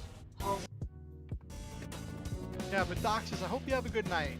I hope everything gets better for you. Definitely keeping your uncle in my thoughts and prayers. I hope that that everything clears up.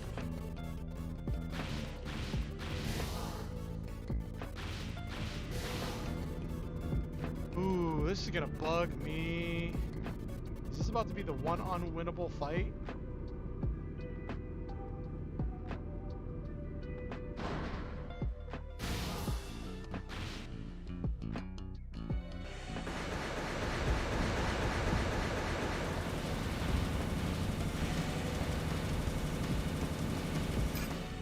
I'm surprised you made it.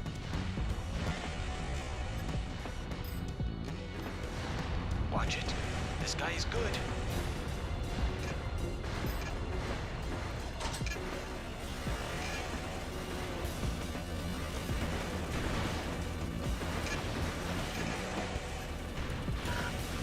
Looks like I've still got it.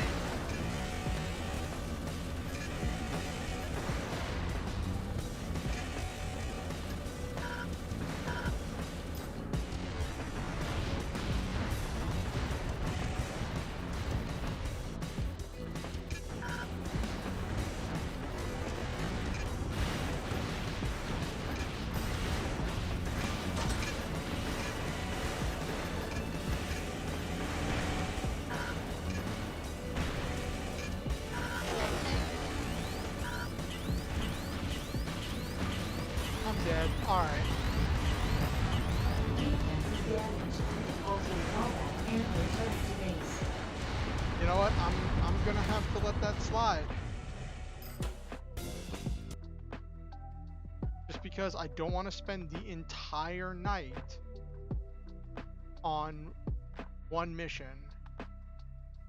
I'm gonna have to let that slide. I need some kind of forward progress for my own sanity.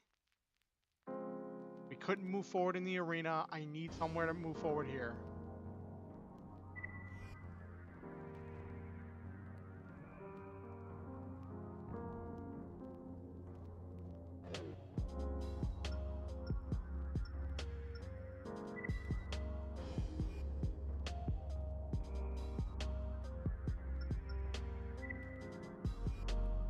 pulse generators.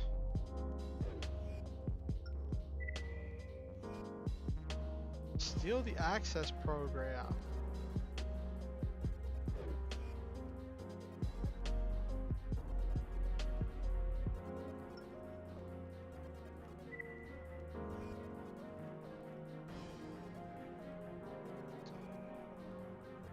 Hey Big Nobelli, this is Armored Core 3.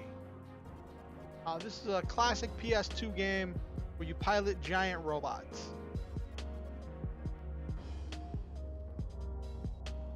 How are you doing tonight, Big Nobelli?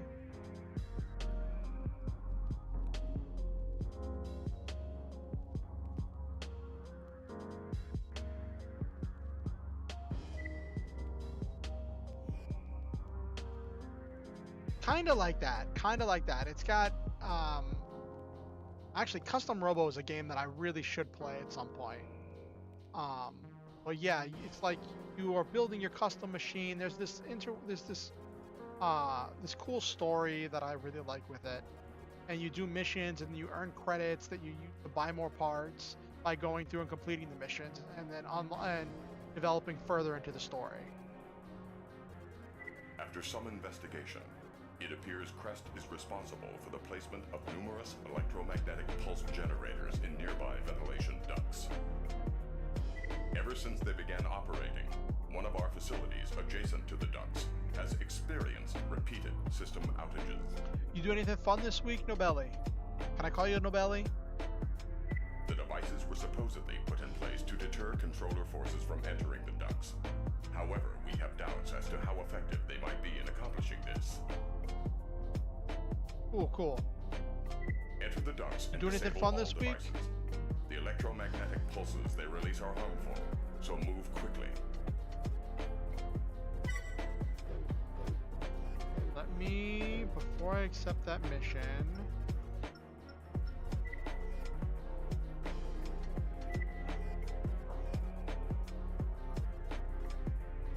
you worked and wrote some new music, that's cool.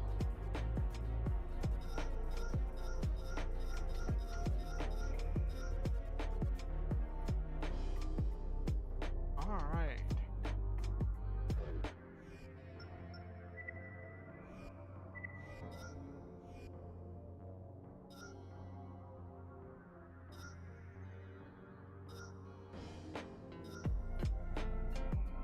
Oh, this one provides an ECM canceller, that's good. It has everything except the bio.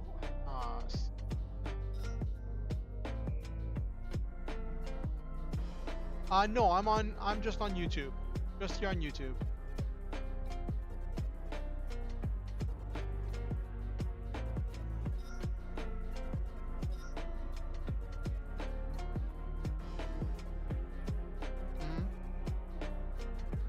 I used to be on Twitch, but I just got, I just wasn't seeing a lot of like, wasn't seeing a lot of like growth. People weren't viewing my content, so I moved over here.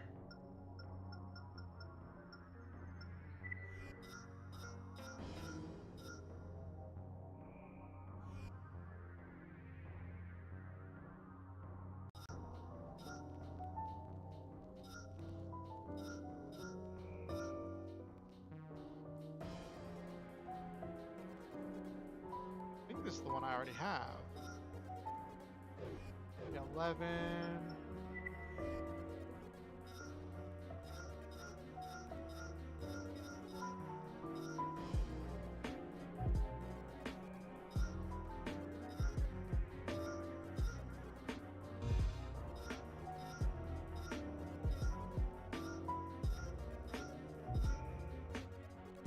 Neural Voider? No, I've never played it. What's that game about, Nobelli?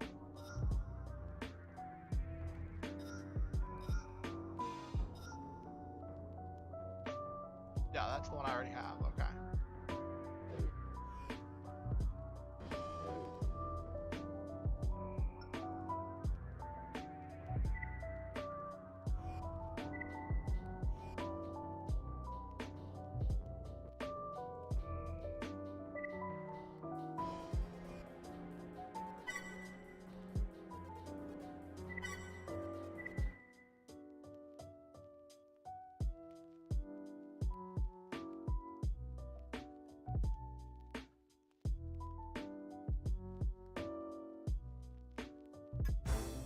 There are 4 targets in all.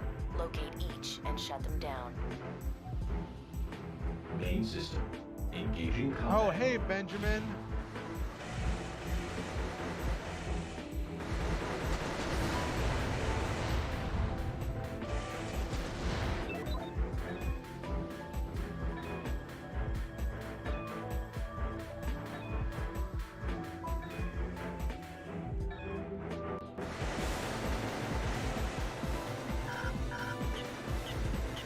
Oh, no.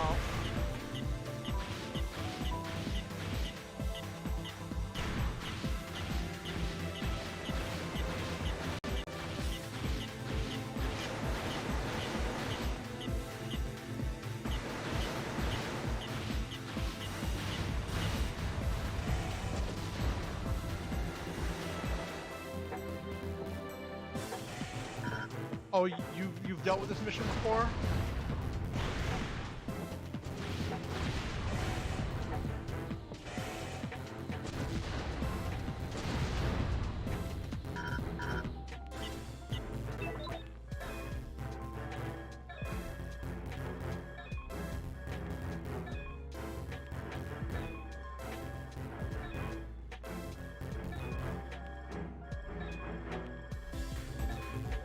There's one.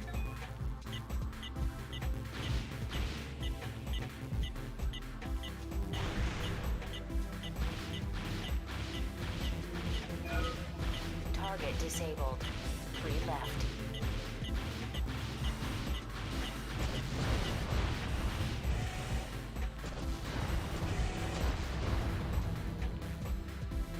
Where's the door?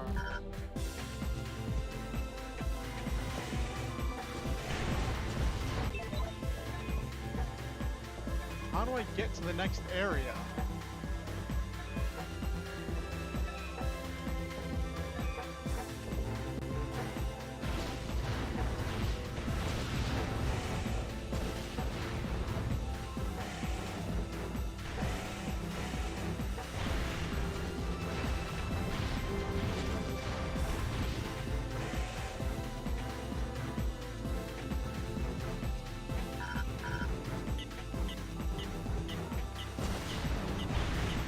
Am I screwed here? Do I need to use a low energy thing? There's the door. There's the next door. Okay.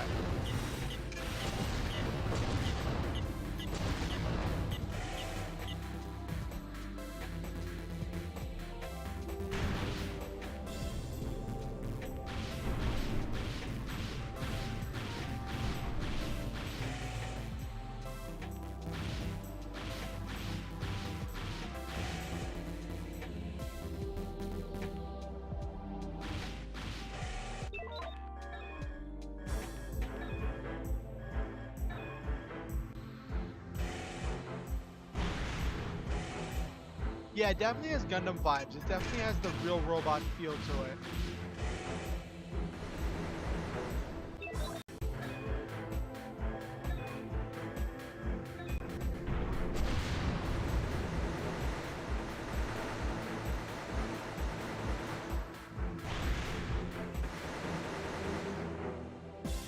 Where's the thing?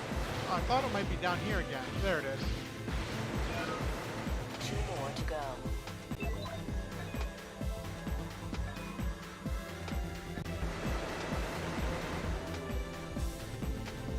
Oh no.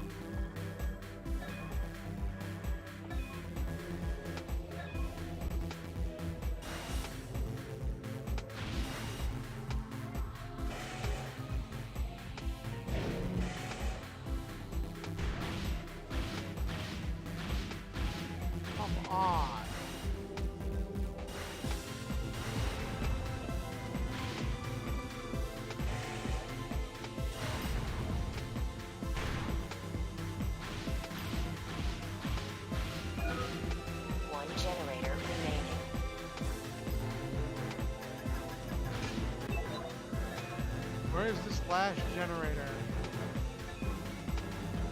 Oh, I have to go up.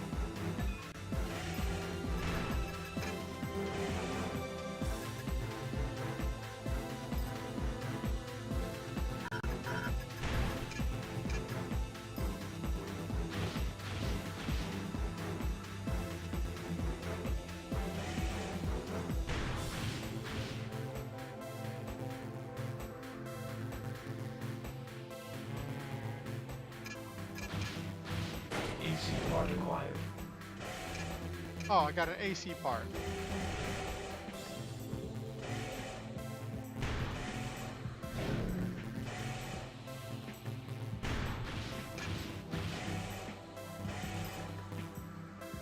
That's not going to help me if I can't complete the mission.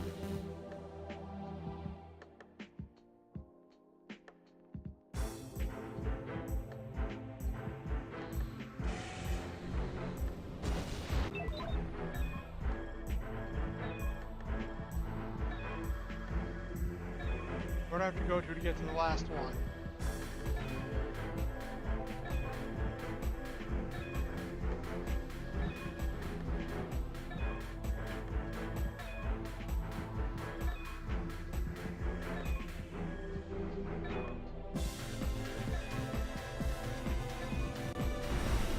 Oh, I missed one.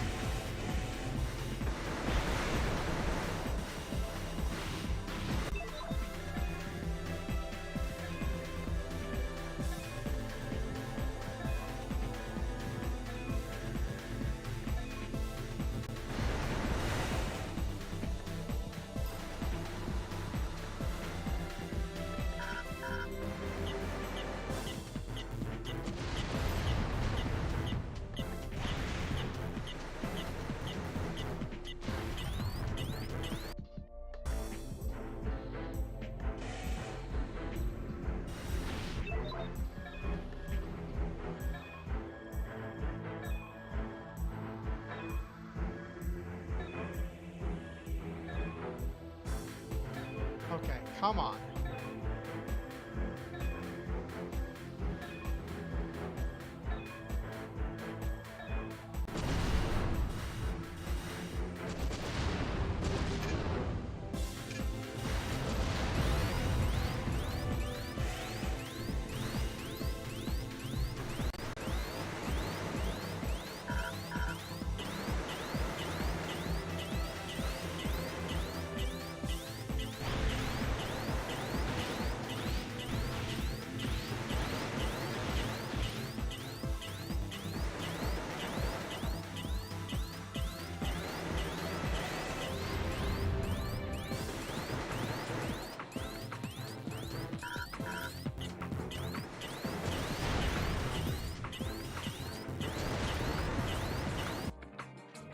We are starting this mission over.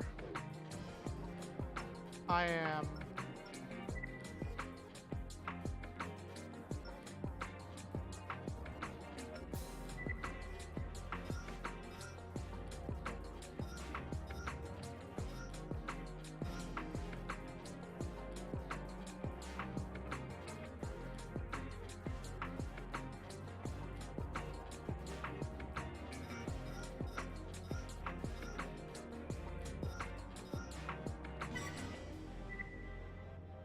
that.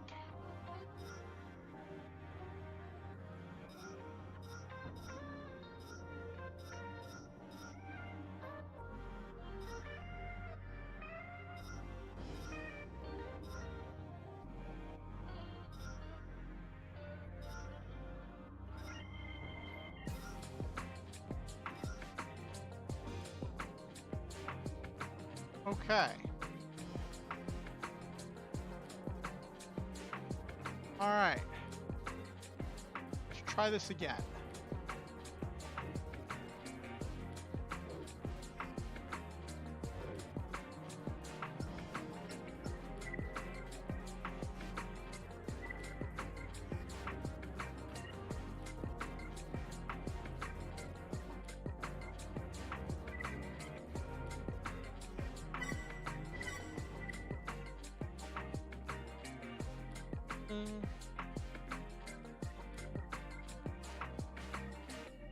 And there's a bonus AC part for that.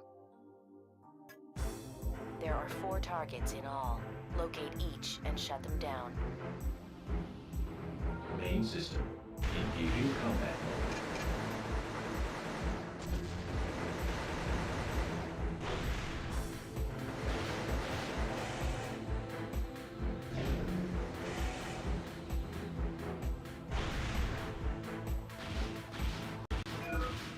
Target disabled.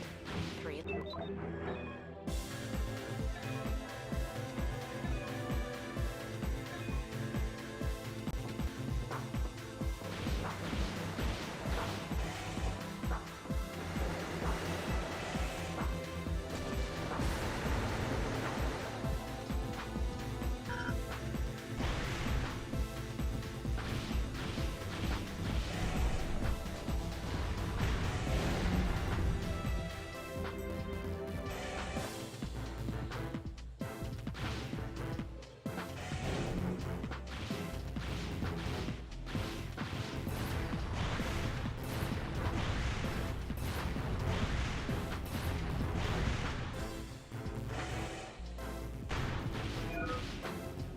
To go. Hey. You can go have fun by yourself because I'm not playing with you.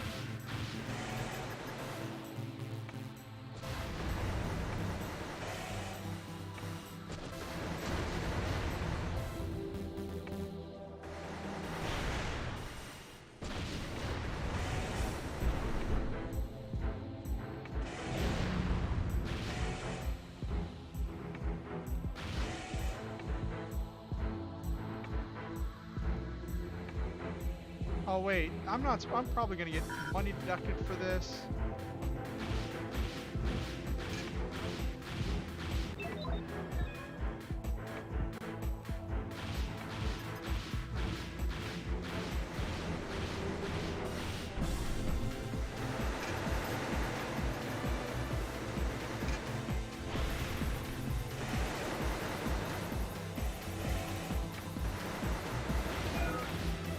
Generator remaining.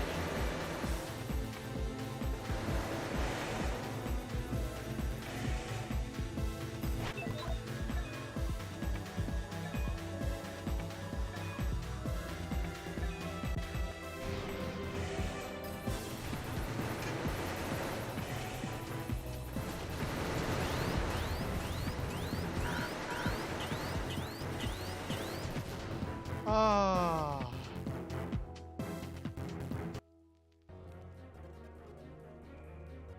I am not having a great night tonight. Holy cow. After some investigation,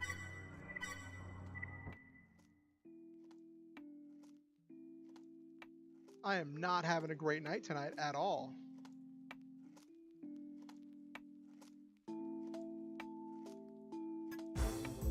are 4 targets in all. Locate each. Main system. Engaging combat mode.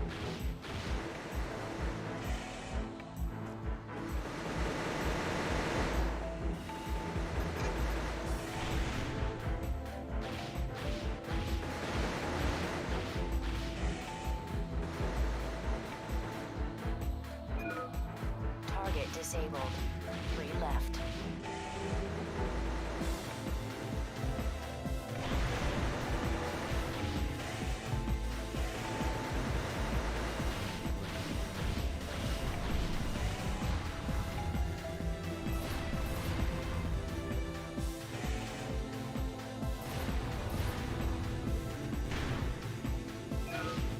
Two more to go.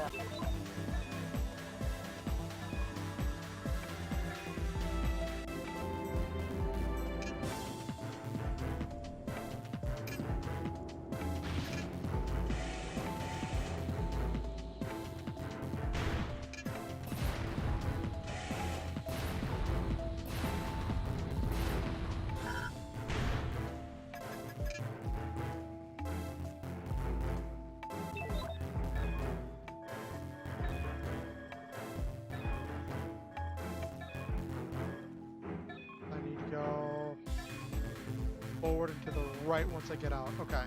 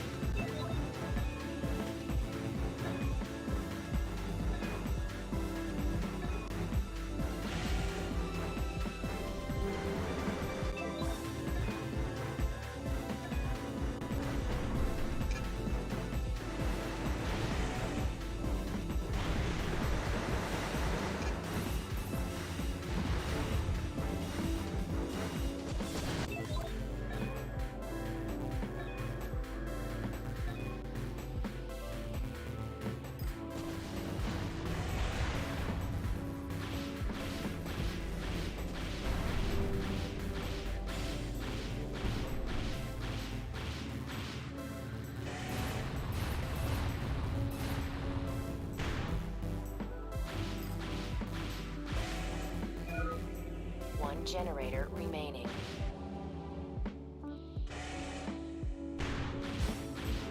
AC part acquired.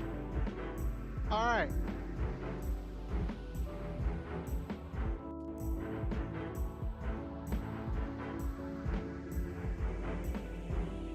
So now I should be able to just run over there and hit the button.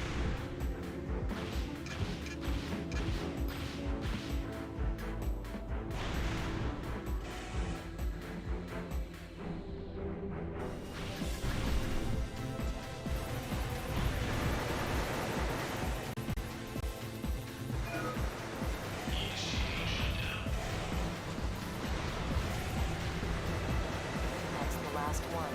Good work, Raven. Mission objective achieved. System switched to normal mode. All right. Finally got a win. It took a lot of doing, but I finally got a win. Hey, and I even made positive. See what that new part is.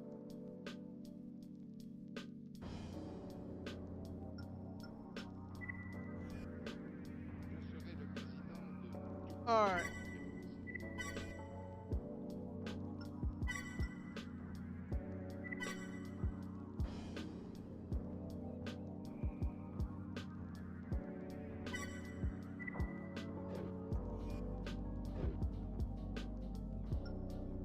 Let's see what this new part is.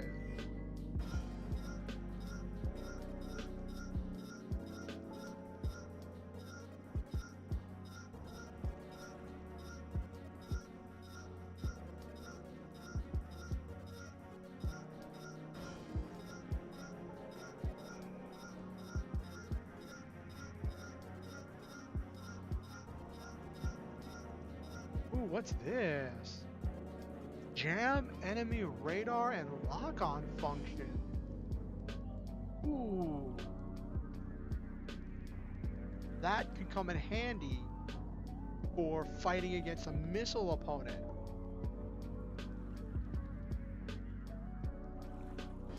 Jamming their radar and lock-on. I'm wondering if I could use that for something. Alright, let's see what the next mission is.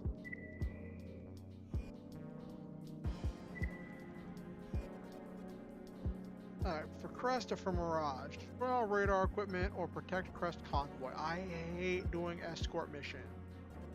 I will choose destruction over an escort mission any day of the week.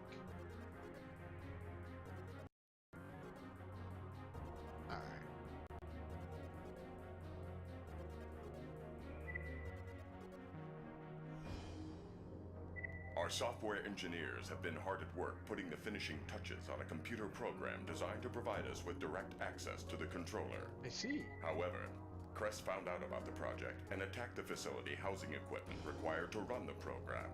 Fortunately, the attack was foiled and the program secured, but our facility was damaged beyond repair. We need access to an alternate location. Okay. Crest operates a similar facility, and we intend, with your help, to capture it for our purposes. Head to the site and disable all radar equipment in the surrounding area. Ooh, this could be spicy. Once the radar dishes are taken out, our main attack force can enter the facility undetected. Good luck. Okay.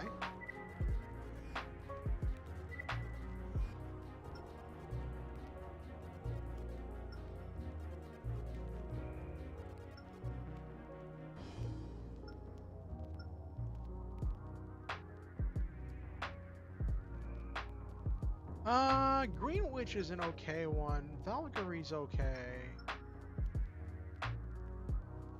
Could bring Huntress. One of the ones that got promoted, so having extra backup, and she's got a powerful radar unit.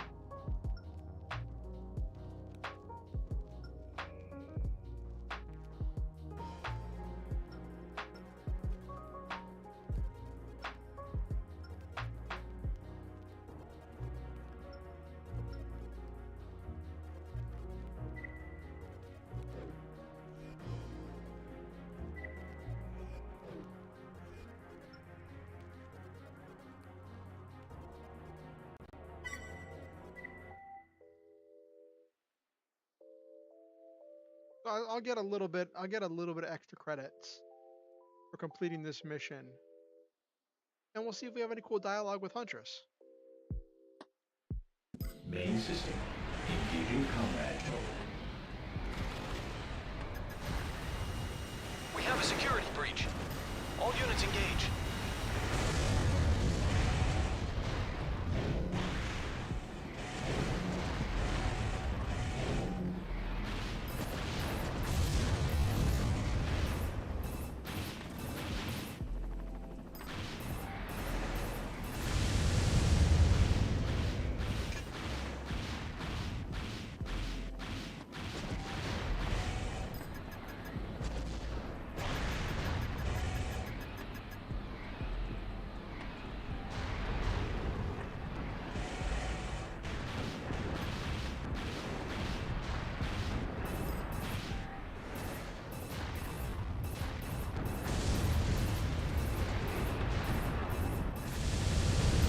That AC! It's wreaking havoc!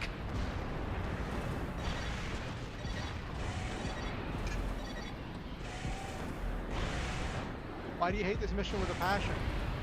Is there some trick to it, Witter?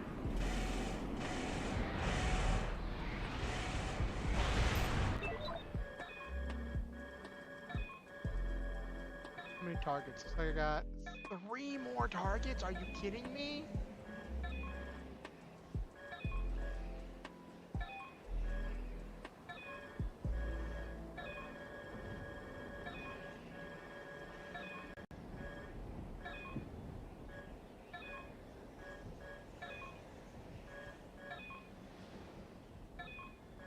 It's the worst.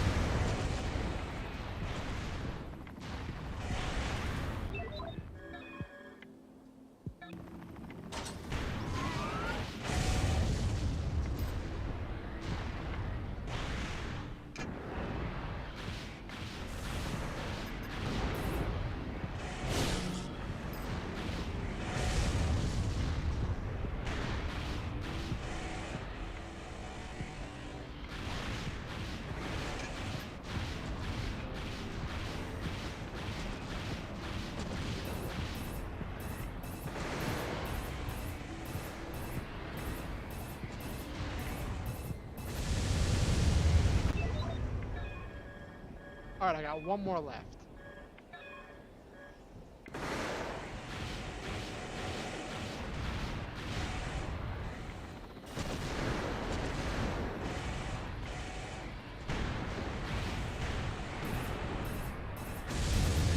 Objective achieved. Hold on. I'm receiving a transmission. It's from Mirage. They want you to take care of any units within the facility. What? Locate the main gate and head in.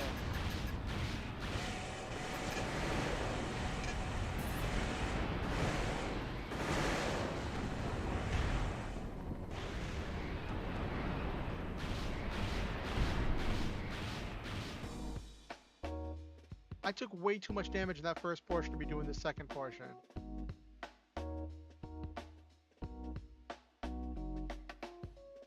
Oh, is this bad? Am I about to get my dookie pushed in?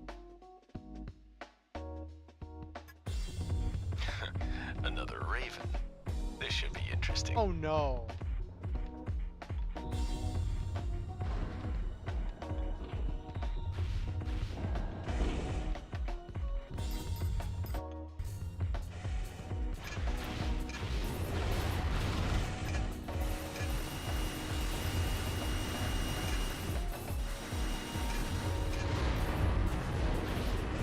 Oh, I'm fully repaired. Okay.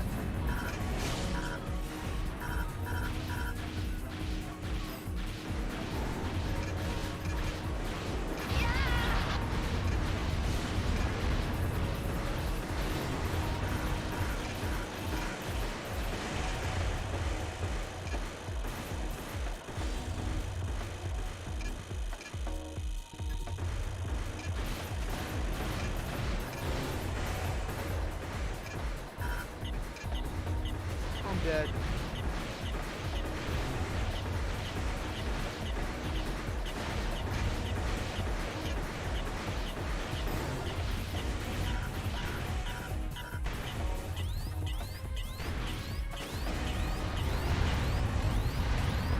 Defense is damaged. Ah. Halting combat and return to base.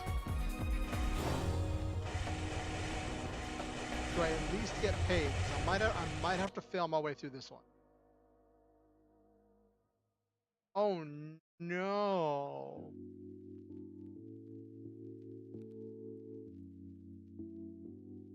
All right.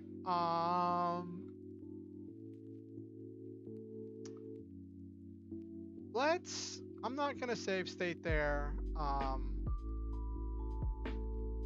I'm getting new mail. Okay.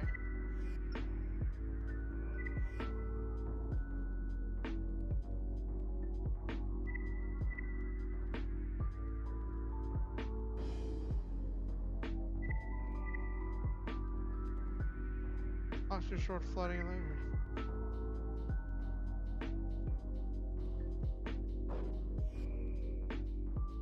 Okay. I'm gonna end. I'm not end stream, but I'm gonna start unwinding. I normally like to just hang out, do some just chatting stuff, for a little bit before we end stream. But oh no. Did not make much progress. Lost one mission, succeeded another. Got a new part.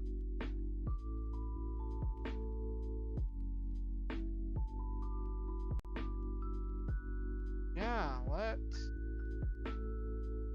that I might have to save scum my way through that one, Benjamin. I really might. Yeah, definitely an Onyo moment. I feel like there were like 3 of them in there, 2 or 3 of them in there. Like, I was not equipped for that whatsoever. I wonder if succeeding the mission changes what they get, what they tell you afterwards.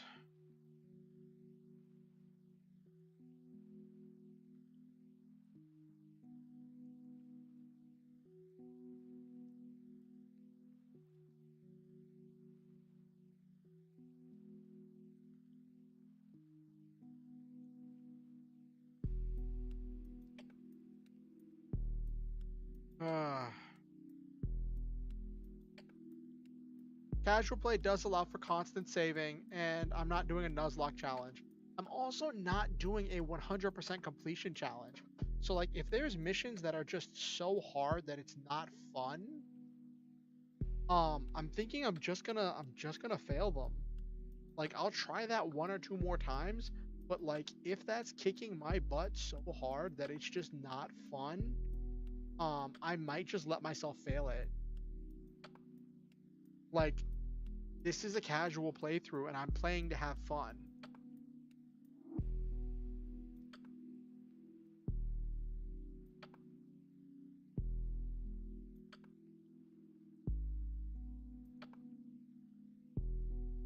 So, what is everyone hoping to do this weekend? What's everyone's goals for this weekend? Talk to me. Nabu, are you doing another one of your RP game night things?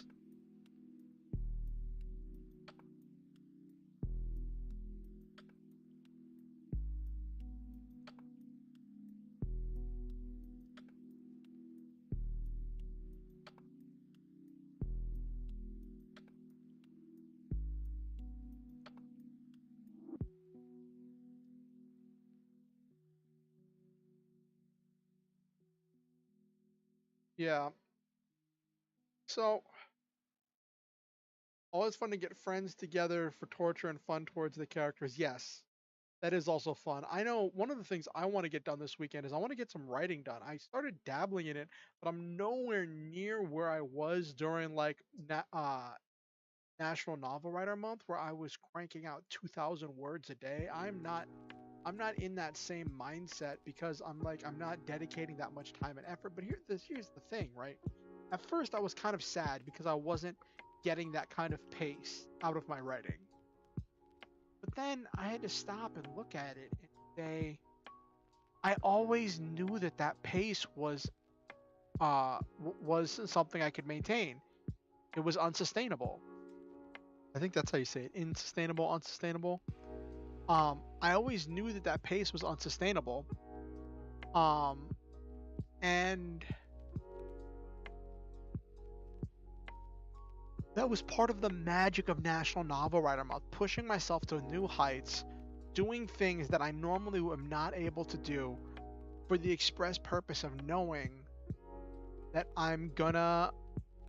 that it's only for a limited period of time in order to knock something out.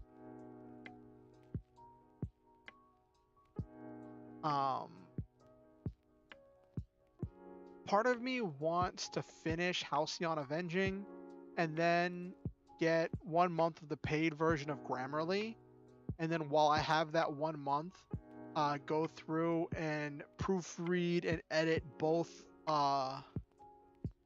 drafts, both Halcyon Avenging and my lore novel. But I don't know. I might not wait that long because I want to get started on editing and working on my lore novel. I already have ideas on like where I can expand the lore novel and things that need to be strengthened. I want to get that tightened up and ready to be read by like proofreaders and by testing by beta readers, I guess is what they're called. I don't know what they're called. I'm new to all of this. I'm new to all this writing stuff.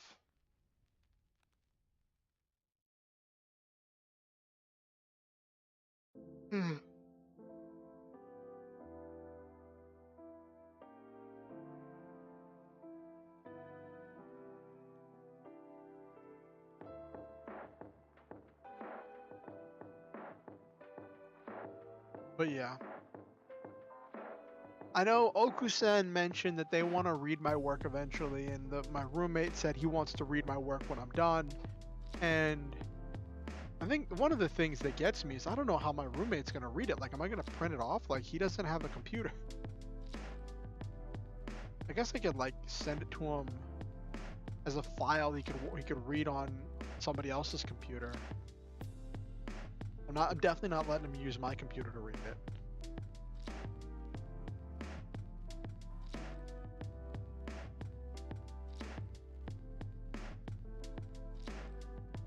Let's see if there's anything cool to talk about on Twitter or on Facebook. Man, Maybe. But I do so many things with my computer, and I don't trust anyone with my computer.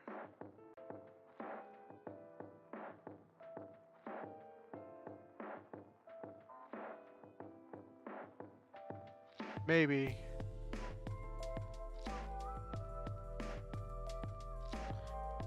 Iron Mouse is trending, as is OGL 1.2. That's an entire nightmare. What did Iron Mouse do that makes her trending now?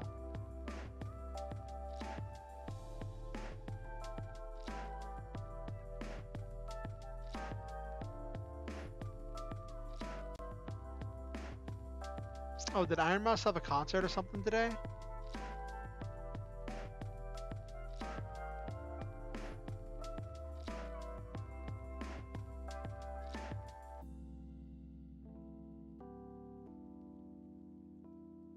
Well, the thing is, like, my story is a novel. It's like gonna be about 60,000 words. It's not something you're gonna read in. Most people will read in one sitting.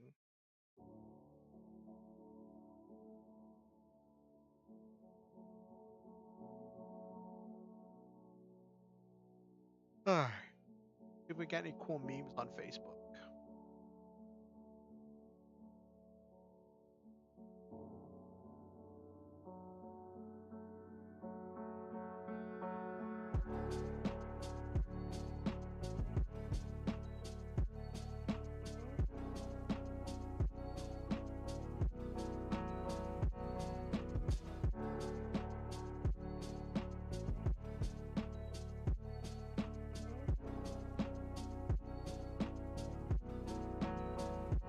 Word of the day, sputtle. 17th century word. To work ineffectively, to be extremely busy whilst achieving absolutely nothing. That is an interesting word.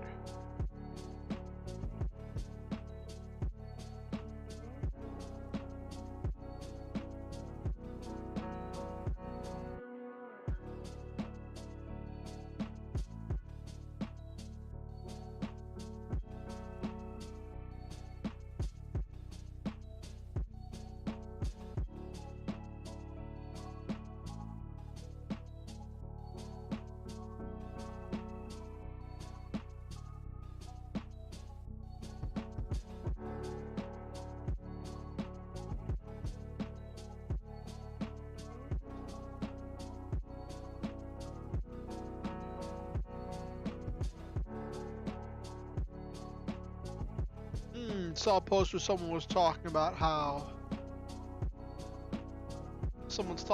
how we really should have learned sign language in school. That would have been very interesting if, as an extra language, instead of learning Spanish, we learned sign language.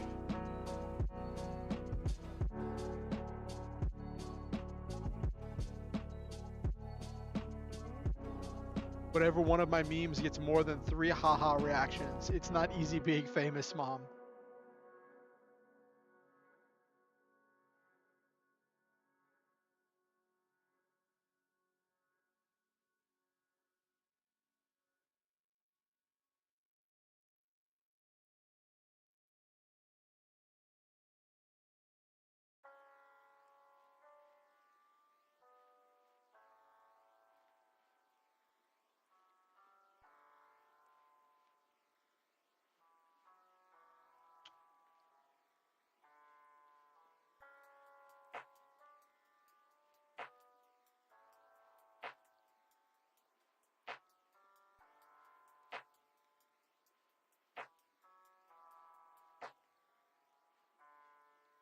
Let's see. I wonder if my pets have like a proper language, and when I try to speak back to them, I'm just speaking jargon. Like, for example, my cat always speaks to me when I come home and I meow back at her. Oh, thank you for coming, Silva. Good night. Like, for example, my cat always speaks to me when I come home and I meow back at her and she'll meow again. And even though I don't think twice about it, to her, it's probably a situation where it's like, her meowing, I'm glad you're home. Me meowing back, tax benefits. Her meowing, why do you always do this? Someone says me. Oh, here's expansion on it.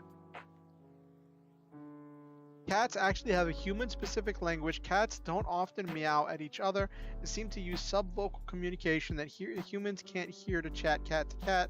However, cats seem to use what humans would call shout until you're understood to speak to humans. So basically, it's more like all caps. I'm glad you're home. Tax benefits.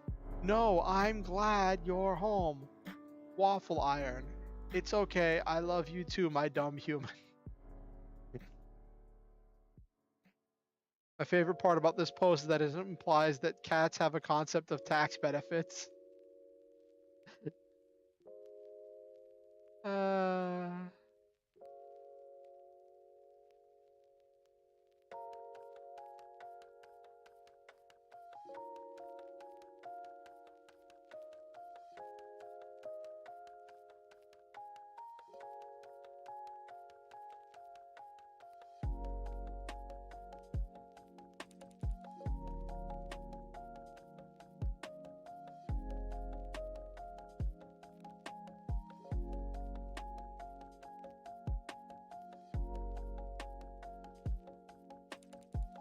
oh, this is a good one.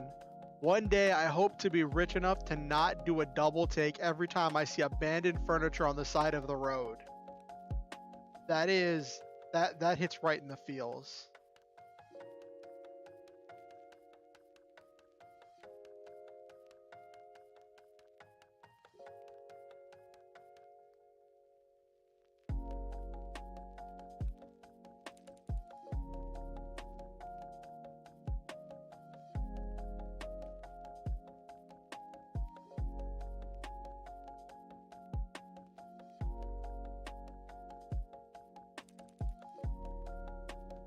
No, it's apparently a John. Things to do if you're a shapeshifter. Get into a place that horses shouldn't be able to get into. Turn into a horse. That sounds funny.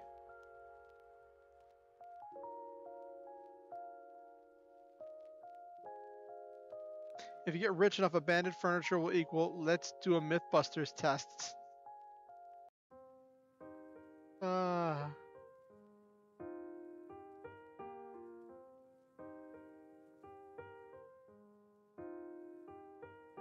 Ooh, this is a funny one. One of my friends shared on Facebook. My 6-year-old just saw how many emails I have to do something about. He suggested just replying to all of them with "Go away, never contact me again." He's available for all your business/PA needs.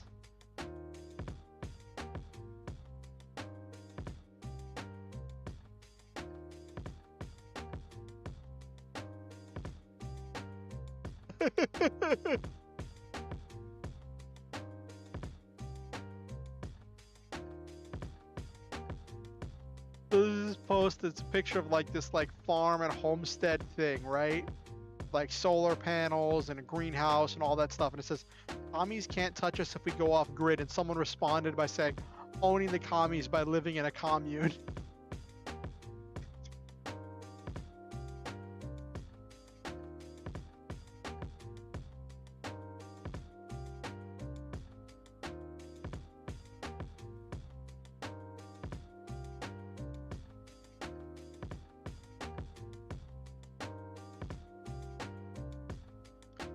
Ooh. This is just evil. Someone says, for $250 an hour, I will pose as a couples therapist and convince your loved one they are wrong about everything. That's evil.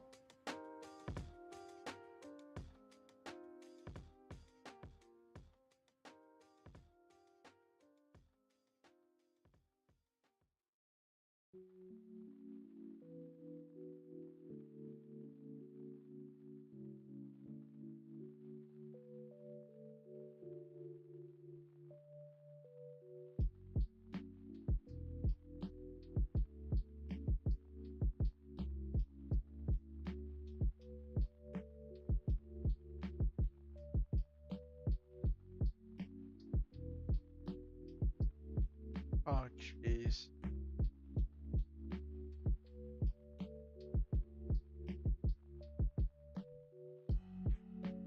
Aww. Marathon runner stops to rescue abandoned puppy and carries him for 19 miles to the finish line. That should be an award. Running a marathon while holding a puppy. Don't want to haha react. I want to. Come on.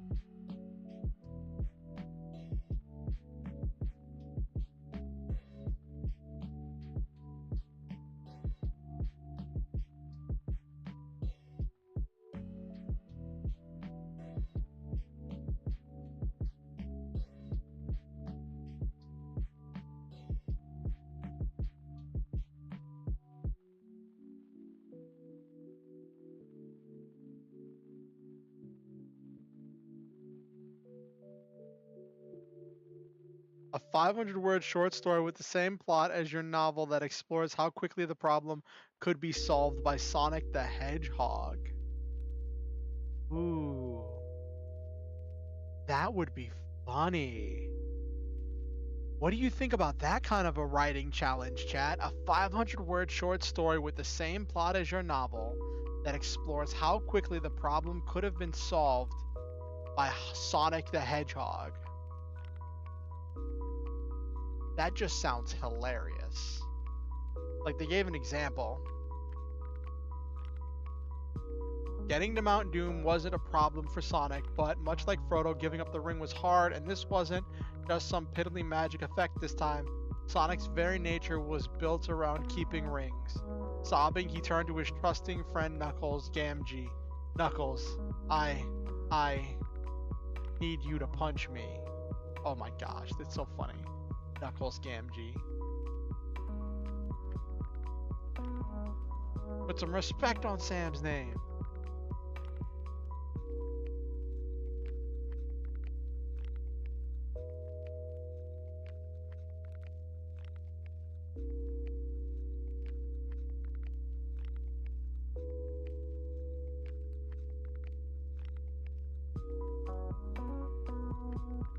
Sonic is too egotistical. The ring probably wouldn't affect him. I don't know, Nabiru.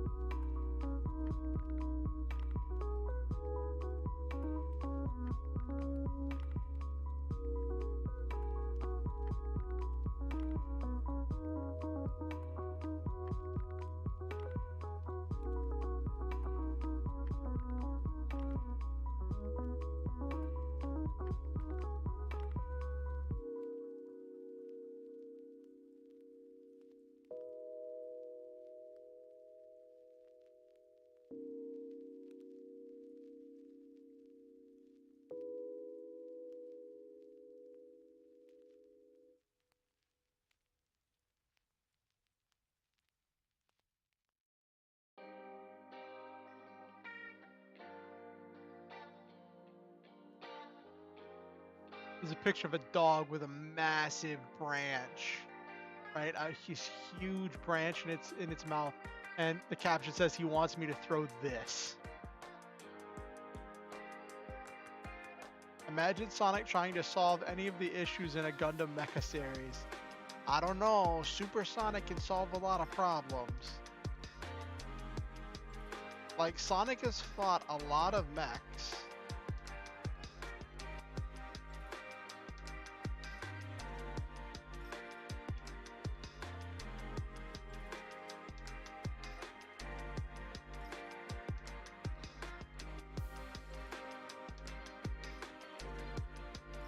Like, Sonic has fought a lot of robots.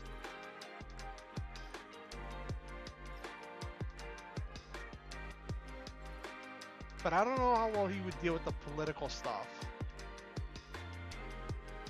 Like, for, for like just the opera part of the space opera, you know.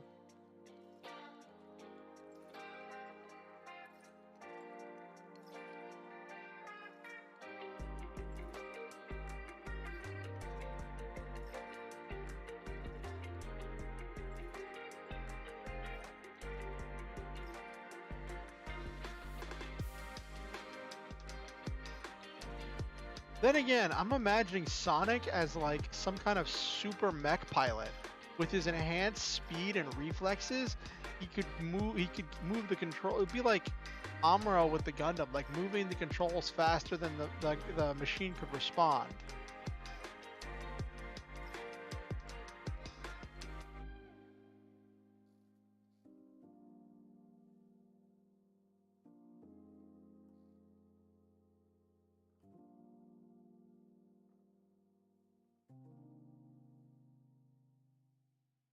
Ooh, Sonic and Symphogear. That would be interesting.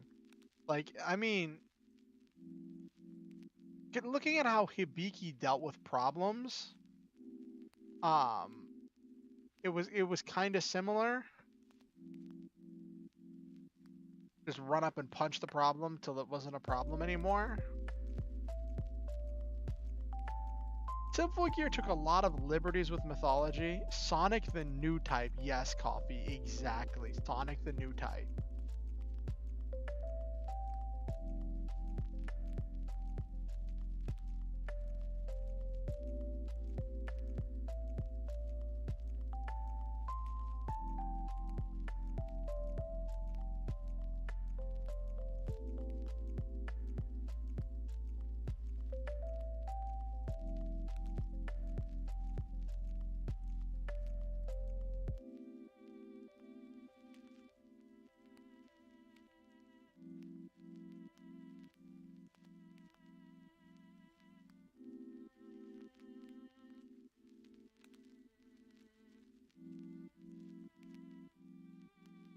So, I don't know.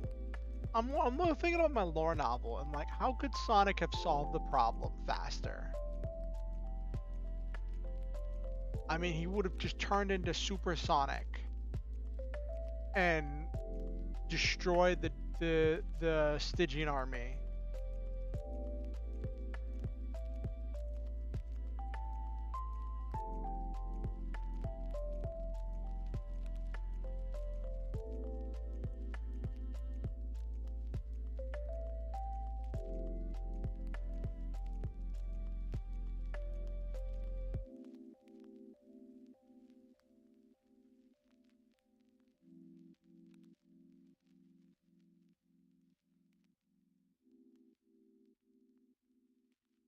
Yeah, I could see that. All right.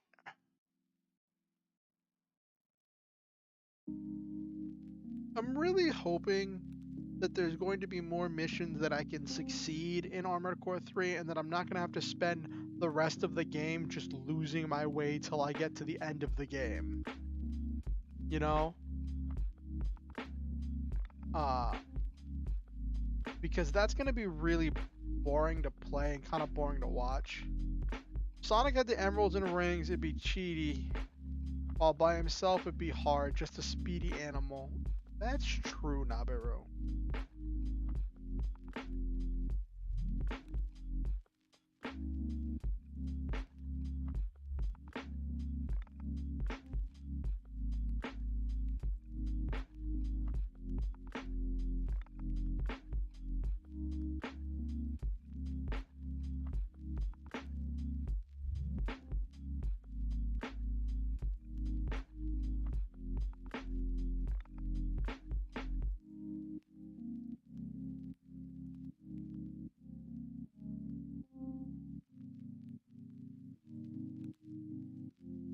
Sonic Riders, is that a racing game? What is that? Let me look that up.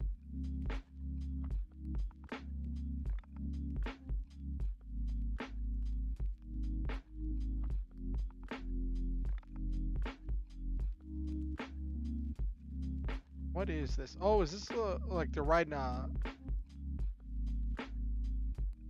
Ooh, it's for the PlayStation 2, and I have a PS2 emulator. So I could theoretically run it if my computer didn't immolate itself trying to run it. The racing game, racing on hoverboards, that's kind of mecha-ish.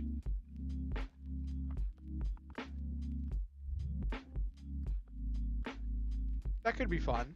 That could be fun, chat.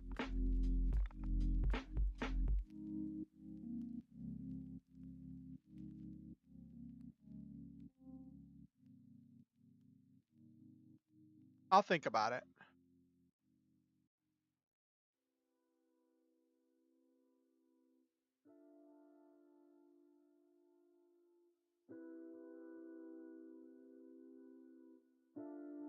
Sometimes I say, huh, then answer the question before the person even repeats themselves.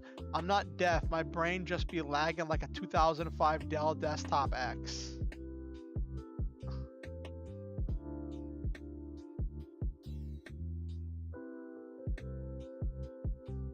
Aww, I saw a meme. It's a little panda staring at the corner, looking all angry.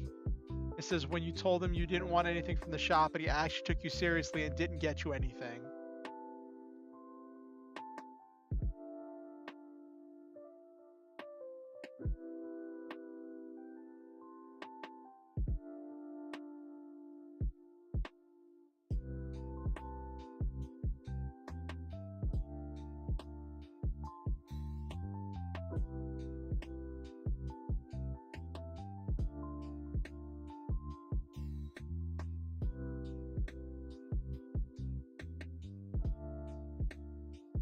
How is that? Like, I was debating, once I get my new computer, I might start, once I get my gaming PC, once I get all of that stuff set up, I'm debating getting started on Gundam Evolution and doing that for some streams. Like, I've heard that it's like Overwatch, but with mechs. I've heard a lot of really good things about the balancing and the playing. That like all of the characters or machines or whatever are viable and fun to play.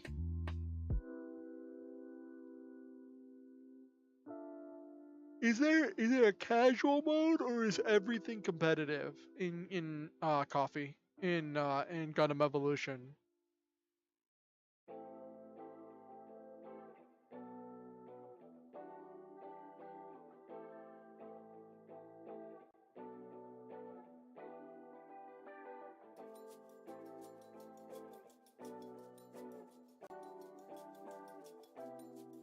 Oh, you're pretty decent at, but you're not good at Overwatch? Okay.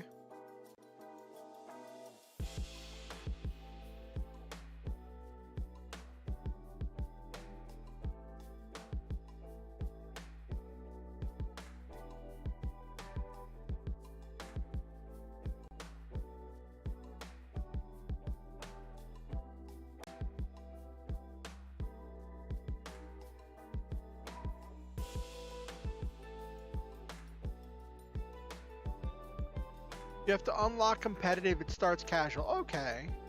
I don't think I'd play competitive. I think I would just play casual. I think I would just play casual.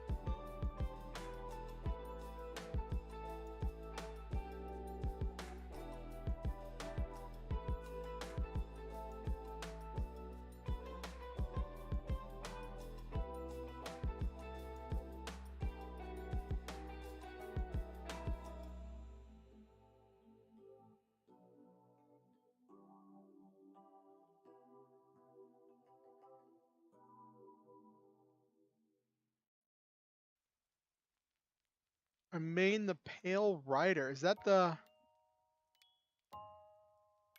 Oh, is Pale Rider? That sounds familiar. Is that a sniper? Pale Rider. Hold on.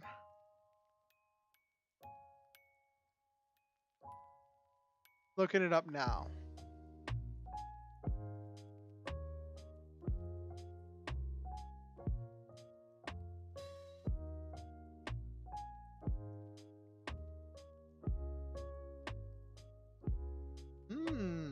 So from the Mobile Suit Gundam side story Missing Link, video game and manga. Okay. But you can heal. I didn't know there was a healer. That's really cool.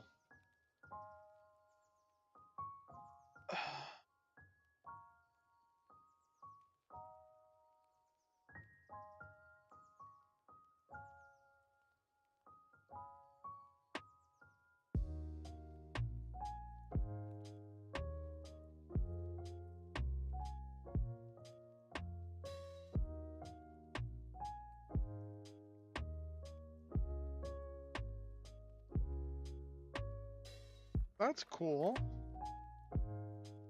So it's got a repair function. That's really neat.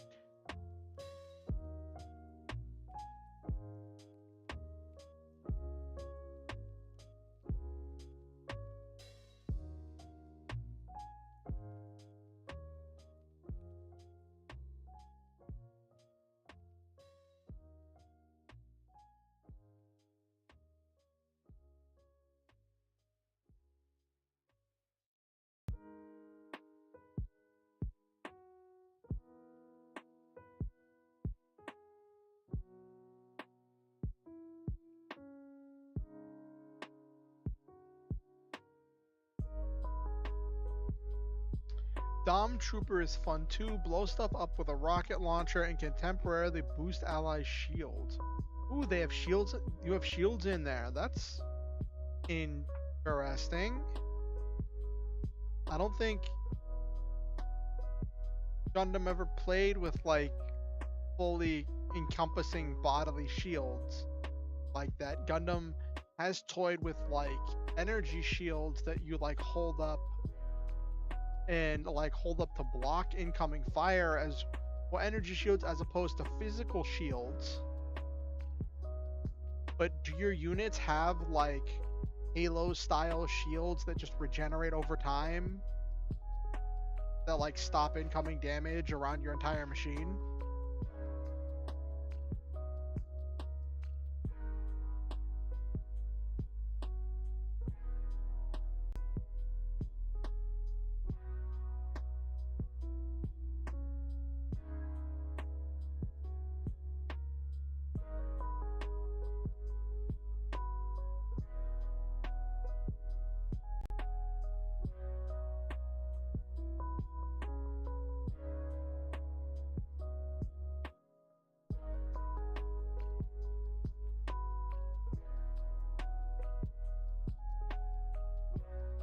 You heal regens and heal regens and you can pick up downed allies. Okay.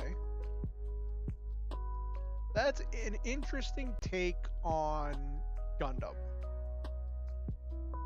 It's a very interesting take on Gundam.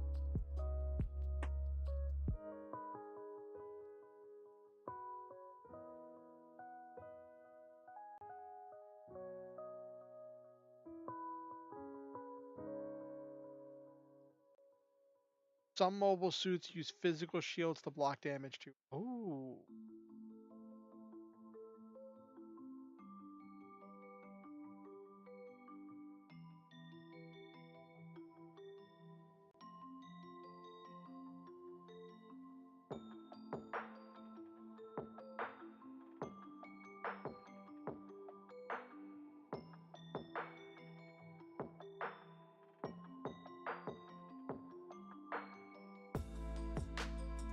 Ooh, this is an interesting question.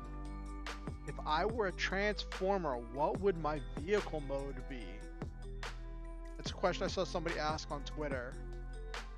I think my vehicle mode would probably be some kind of like Maybe some kind of tank.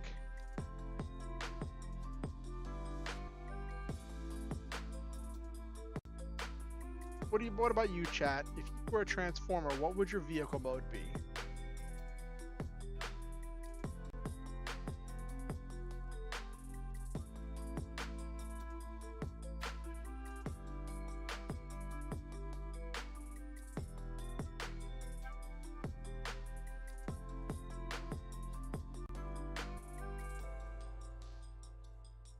My only issue with the game is scale. It doesn't feel like giant robots in a city. It feels like suit actors on a small scale set, or like Halo.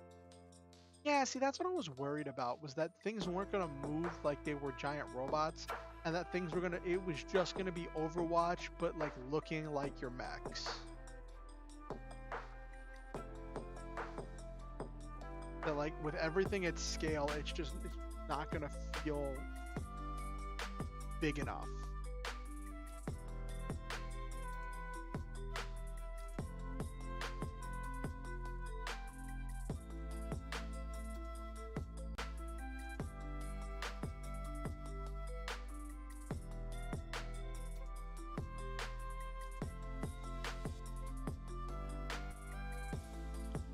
Give me 1 second. I will be right back.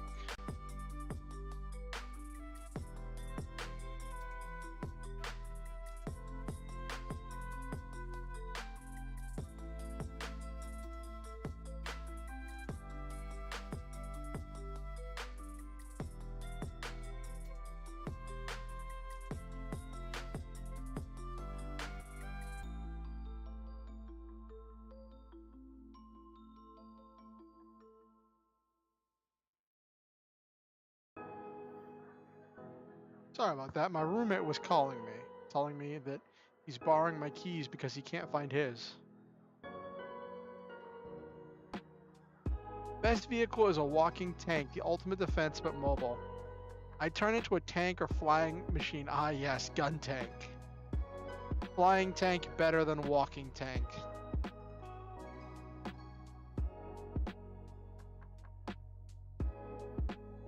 I think one of the most, so I've been playing a lot of Iron Saga recently, and one of the most interesting concepts that you see in at least for me, is this concept of the land ship.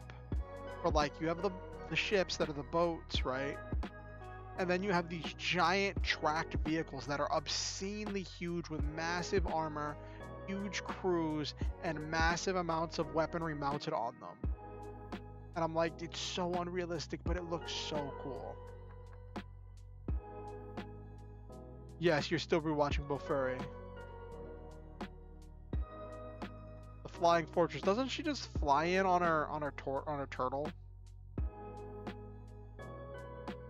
Yeah, main character plus a turtle, Flying Fortress. I remember that.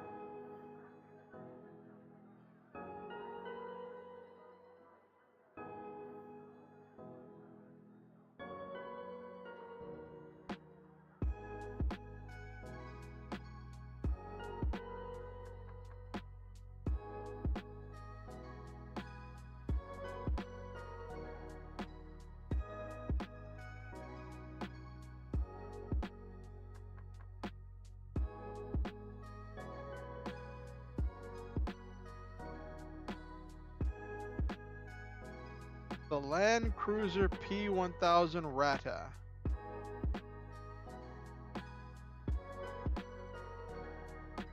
Huh. Is that, what is that? Is that something? Let me see.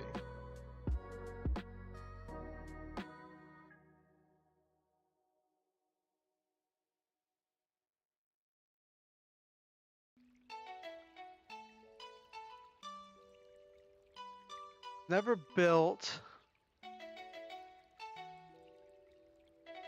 Ah. So it was never actually built, but it was designed to be a super tank.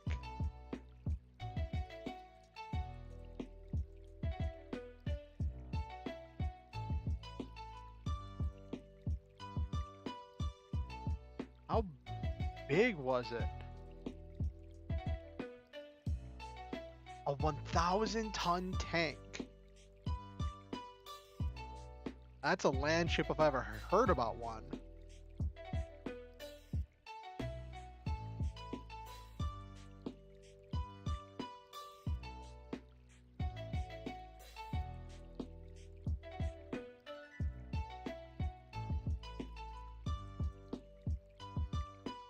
Wow.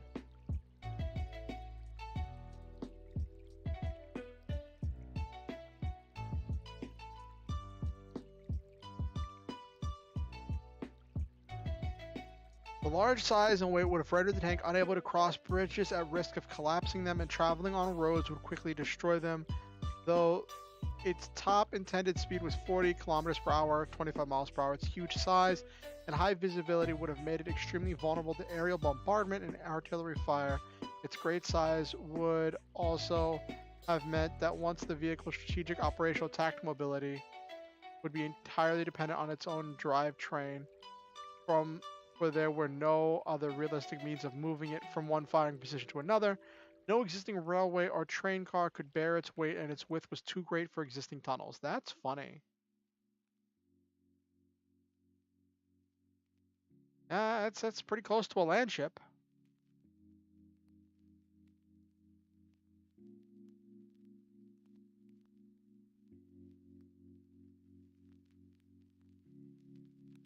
I wonder, like, with modern technology, with modern engines, modern materials, and modern resources, could we build a massive land ship? What would that look like?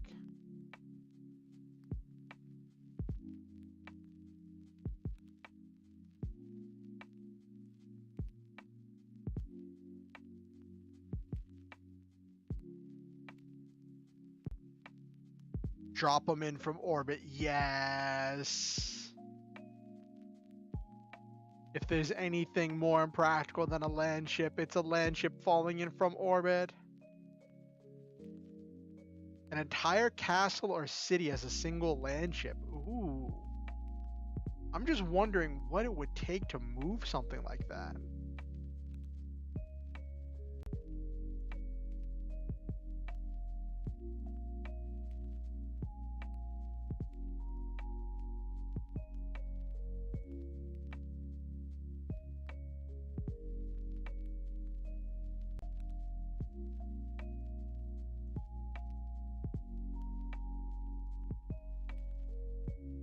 Castle in the Sky movie. The castle itself flies and has a giant cannon at the base. Ooh, that's funny.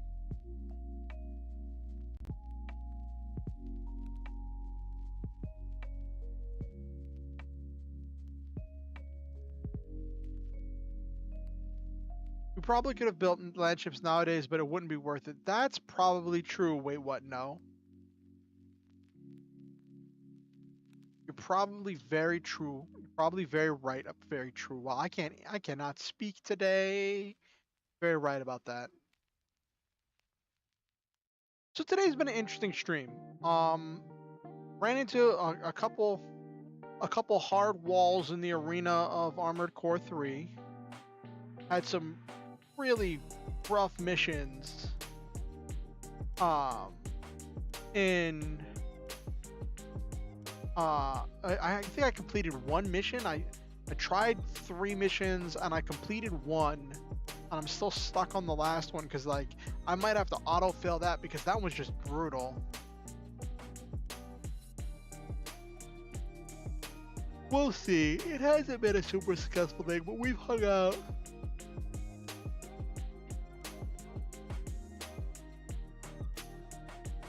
It would look like that movie with the country fortresses that drove on land, Immortal Engines. Yeah, I think that's what it's called.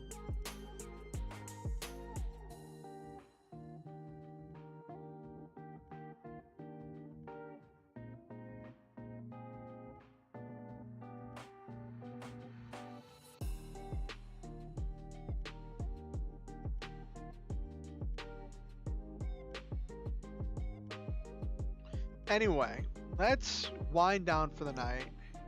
Yeah, that was the name. Wait, what? No.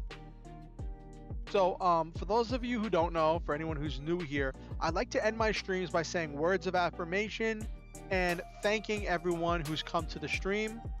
I'm going to do that now. So I want to say to, let me scroll up on my chat here, start from the top. Nabaru, Silva, Okusen, Seeker of Coffee. Who else was it? Wait, what? No. Doxus. Who else was here tonight? We had Doxus, Menos, Big Nobelli, Benjamin Witter. You know, a lot of people come through tonight. To all of you, I want to say thank you for coming to the stream. I want to say that I love all of you and I believe in each and every one of you. I think that you all are unique, precious, one-of-a-kind treasures, and that each one of you has a truly one-of-a-kind and unique energy that only you can bring to everything you do. I think that you all make this world a better place just by being in it, and I am grateful every day to live in a world with you in it. Thank you for giving me your time, your effort, and your attention. And thank you for coming to stream. It means the world to me. It has been a blast hanging out with all of you. Like I said, I had a rough week, but it was really nice to hang out with all of you as I struggled my way through this video game. And I hope that you all had fun. Next stream is going to be Monday night at 8:30 p.m. Eastern Time, EST. If you want, I would ask that you like the stream. It helps the algorithm with pushing it out to other people. If you're watching the VOD and you have any suggestions, thoughts, comments, or ideas, feel free to leave them in the comment section, because for whatever reason, you can't leave a comment on a live stream, but you can leave it on a VOD. You know, whatever. Okay, sure, fine, whatever. That's not weird at all. But anyway, as long as you're not banned, I will read your comment. I may not always act on every comment, but I do try to react to all of them, but I do all read them all as long as you're not banned, because then I literally can't. Thank you, Coffee. I'm glad that you had fun at the stream. It was great to have all of you here. It was a great stream to have everybody here. If you want to keep up with what I'm doing on YouTube, then please feel free to hit the subscribe button if you haven't already, and ding the notification bell. It lets you know whenever I go live and when I release any new content. If you want to keep up with what I'm doing outside of YouTube, you can join my Discord or follow me on Twitter. Links to both of those are in the description below. Also, I want you to always remember, you don't have to donate to be a part of this community. You don't have to pay to be a member. At least I don't have membership set up at this point, but who knows what will happen in the future. But anyway, what I'm saying is you don't have to pay to be a Star Hunter. But with that said, if you ever feel motivated to donate to improve the stream or to improve my life, there are links where you can do that in the description down below. I hope that you all have a wonderful night. I hope that you all know that you're amazing. Always remember the Star Hunter motto: shoot for the stars, have wonderful adventures, shoot for the stars, have wonderful adventures, live your dreams, and always, always, always stop to enjoy the memes.